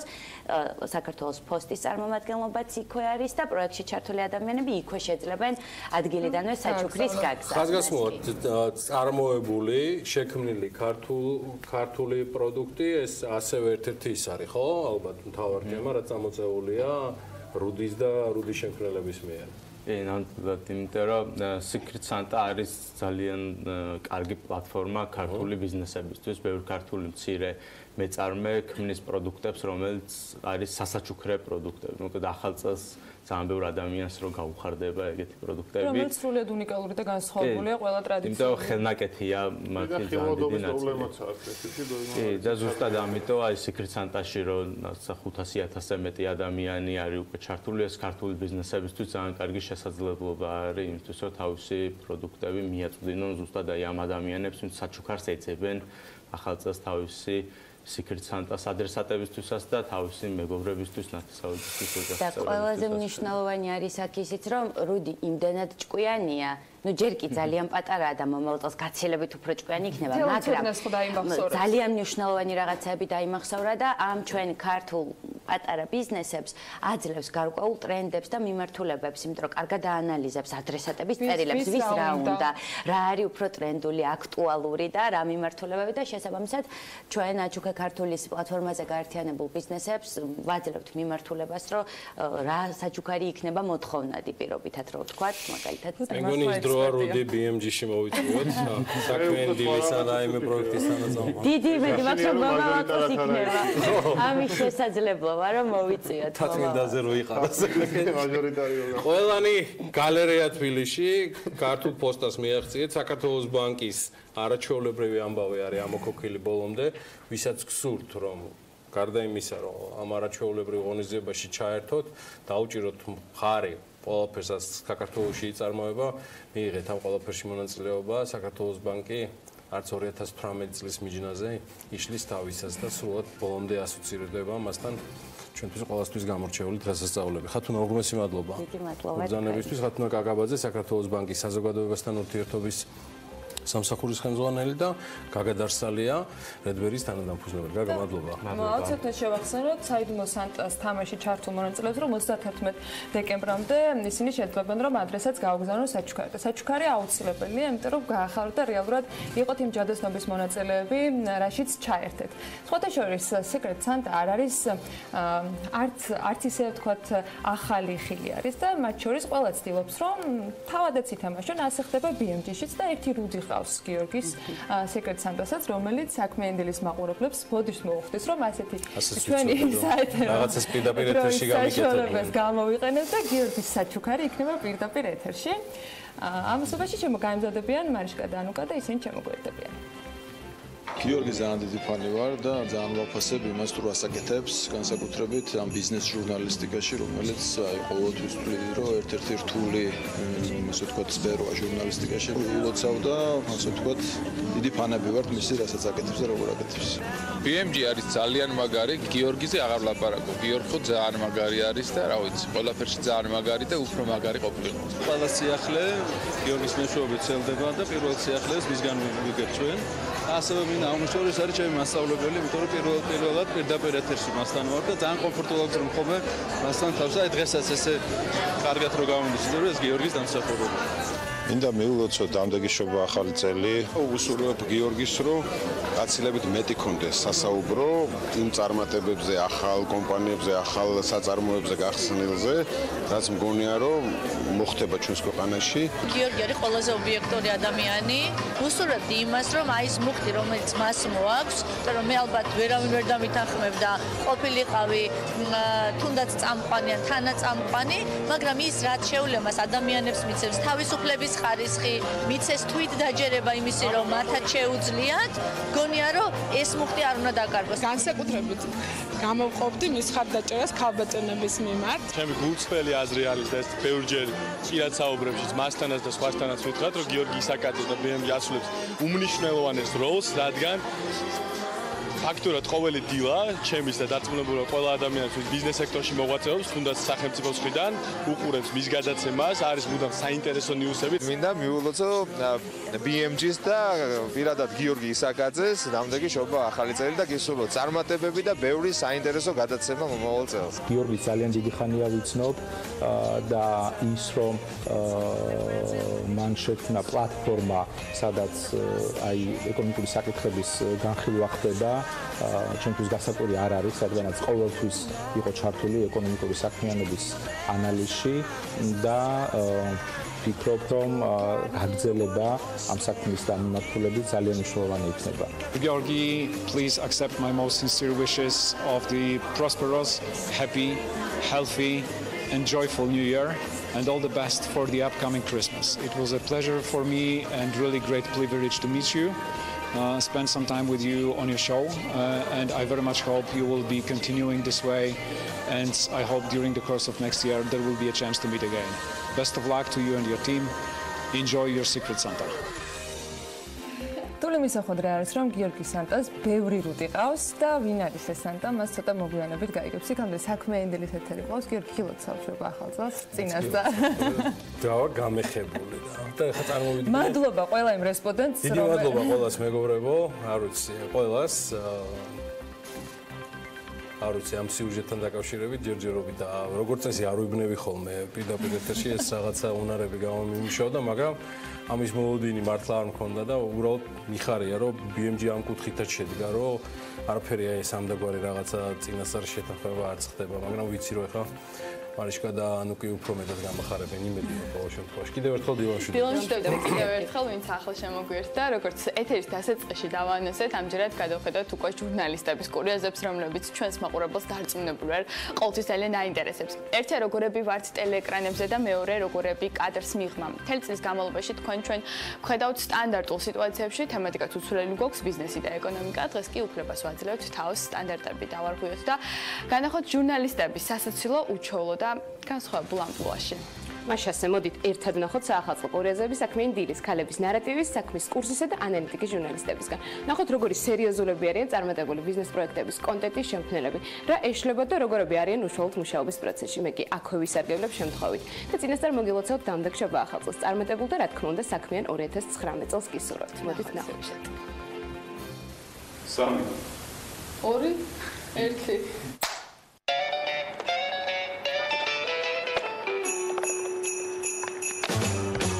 Jingle bell, jingle bell, jingle bell rock. A jingle bell swing and jingle bells ring. Snowing and blowing a bushels of fun. Now jingle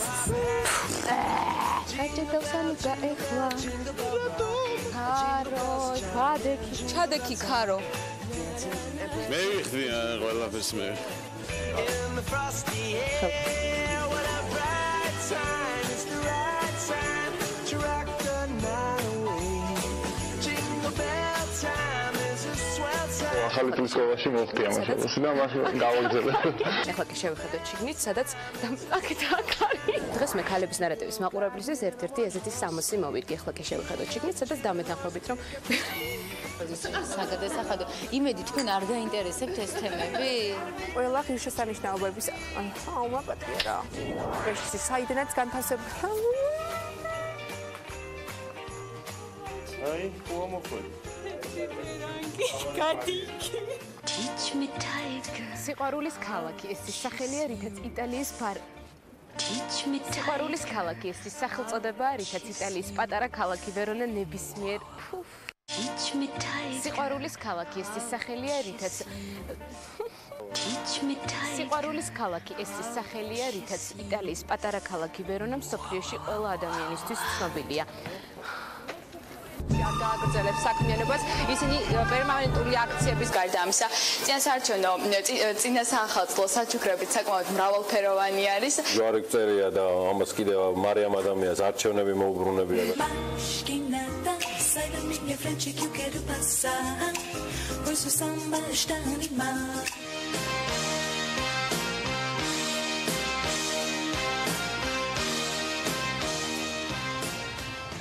აი, გვეყო. თაღიაშვილმა გვეყოფაო. არ ვიცი რა გვეყოფა, მე დიდი ეჭვი მაქვს ყოველ შემთხვევაში, არ ვიცი ეს ყველაფერი როგორ გაგრძელდება და რა იქნება, რომ ჩვენ მხოლოდ ვიწყებთ. დღეს ტრადიციული შეხვედრა გვექნება, მიუხედავად იმისა, რომ წინ BMG-ს კიდევ ბევრი ეთერი გერით, როგორც ქალების ნარატივი, ასევე საქმის კურსი.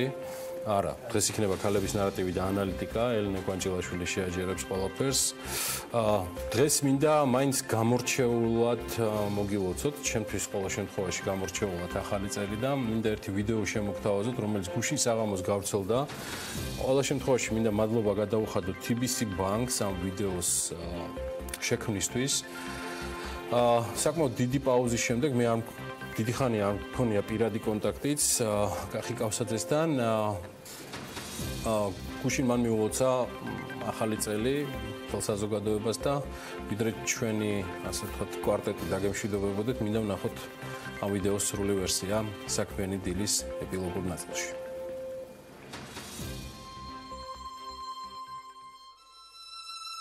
მე მინდა მოგილოცოთ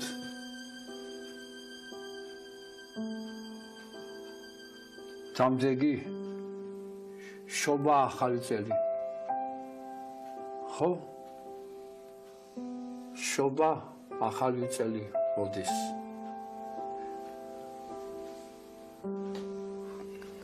გილოცავთ ამ დღესასწაულს.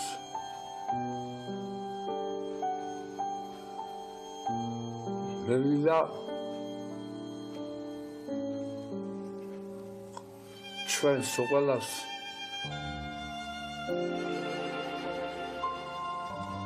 გვიყვარდეს ერთმანეთი. პატივი ვცეთ ერთმანეთს. და ალბათ მაშინ ნამდვილად გვეშველება. თუ ჩვენ შევძლებთ პატივი ვცეთ ერთმანეთს და პლუს კიდე შევძლებთ ერთმანეთის სიყვარულს, აი მაშინ ნამდვილად გვეშველება. გაუმარჯოს საქართველოს, რომელიც ყოველთვის სიყვარულით და აი ესეთი ძალით ივრის წინ. იმიტომ რომ მხოლოდ და მხოლოდ სიყვარული გააძლევინებს საქართველოს. აი ეს მოულის მას. ამით გადავიდის ყველაფერს. აი მაშინ იქნება ძლიერი. გაუმარჯოს ჩვენს საქართველოს, რომელიც სიყვარულით მოსიარულე იქნება. იმიტომ რომ ის ყოველთვის გამარჯვებული იქნება.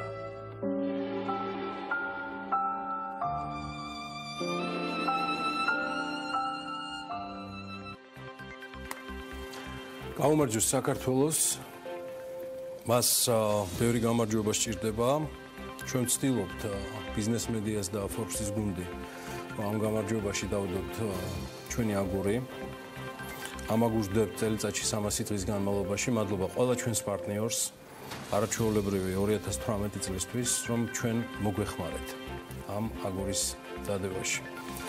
ეს გუნდი წარმოუდგენელია ერთმანეთის გარეშე. მე განსაკუთრებით ამაყი ვარ, რომ ვარ ამ გუნდის რიგითი წევრი, შემოქმედი იმისა, რომ ეს არაჩვეულებრივი ადამიანები გაერთიანდნენ უმთავრესი იდეისთვის, ემსახურონ ქვეყნის ეკონომიკას და აშენონ ეს ქვეყანა, აშენონ სიყვარულით და თავდადებით, იმ იდეალებით, რომელიც არის. ყველას გილოცავთ დამდეგ ახალ წელს.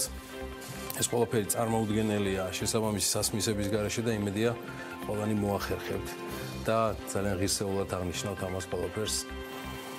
სულ რაღაც 3 დღეში. ჩვენ კი ვაგრძელებთ ჩვენ სამუშაოს, თუმცა საქმიანი დილა უკვე ეთერში შეხვდებათ 2019 წელს. მეგობრებო, მე მგონი ღირს უკვე. გავხსნით მაგალითად. ეგ მე ბედნიერ ახალ წელს და შობას უსურვებ ჩვენს მაყურებელს, შევხვდებით 2019-ში. შეხვედრა.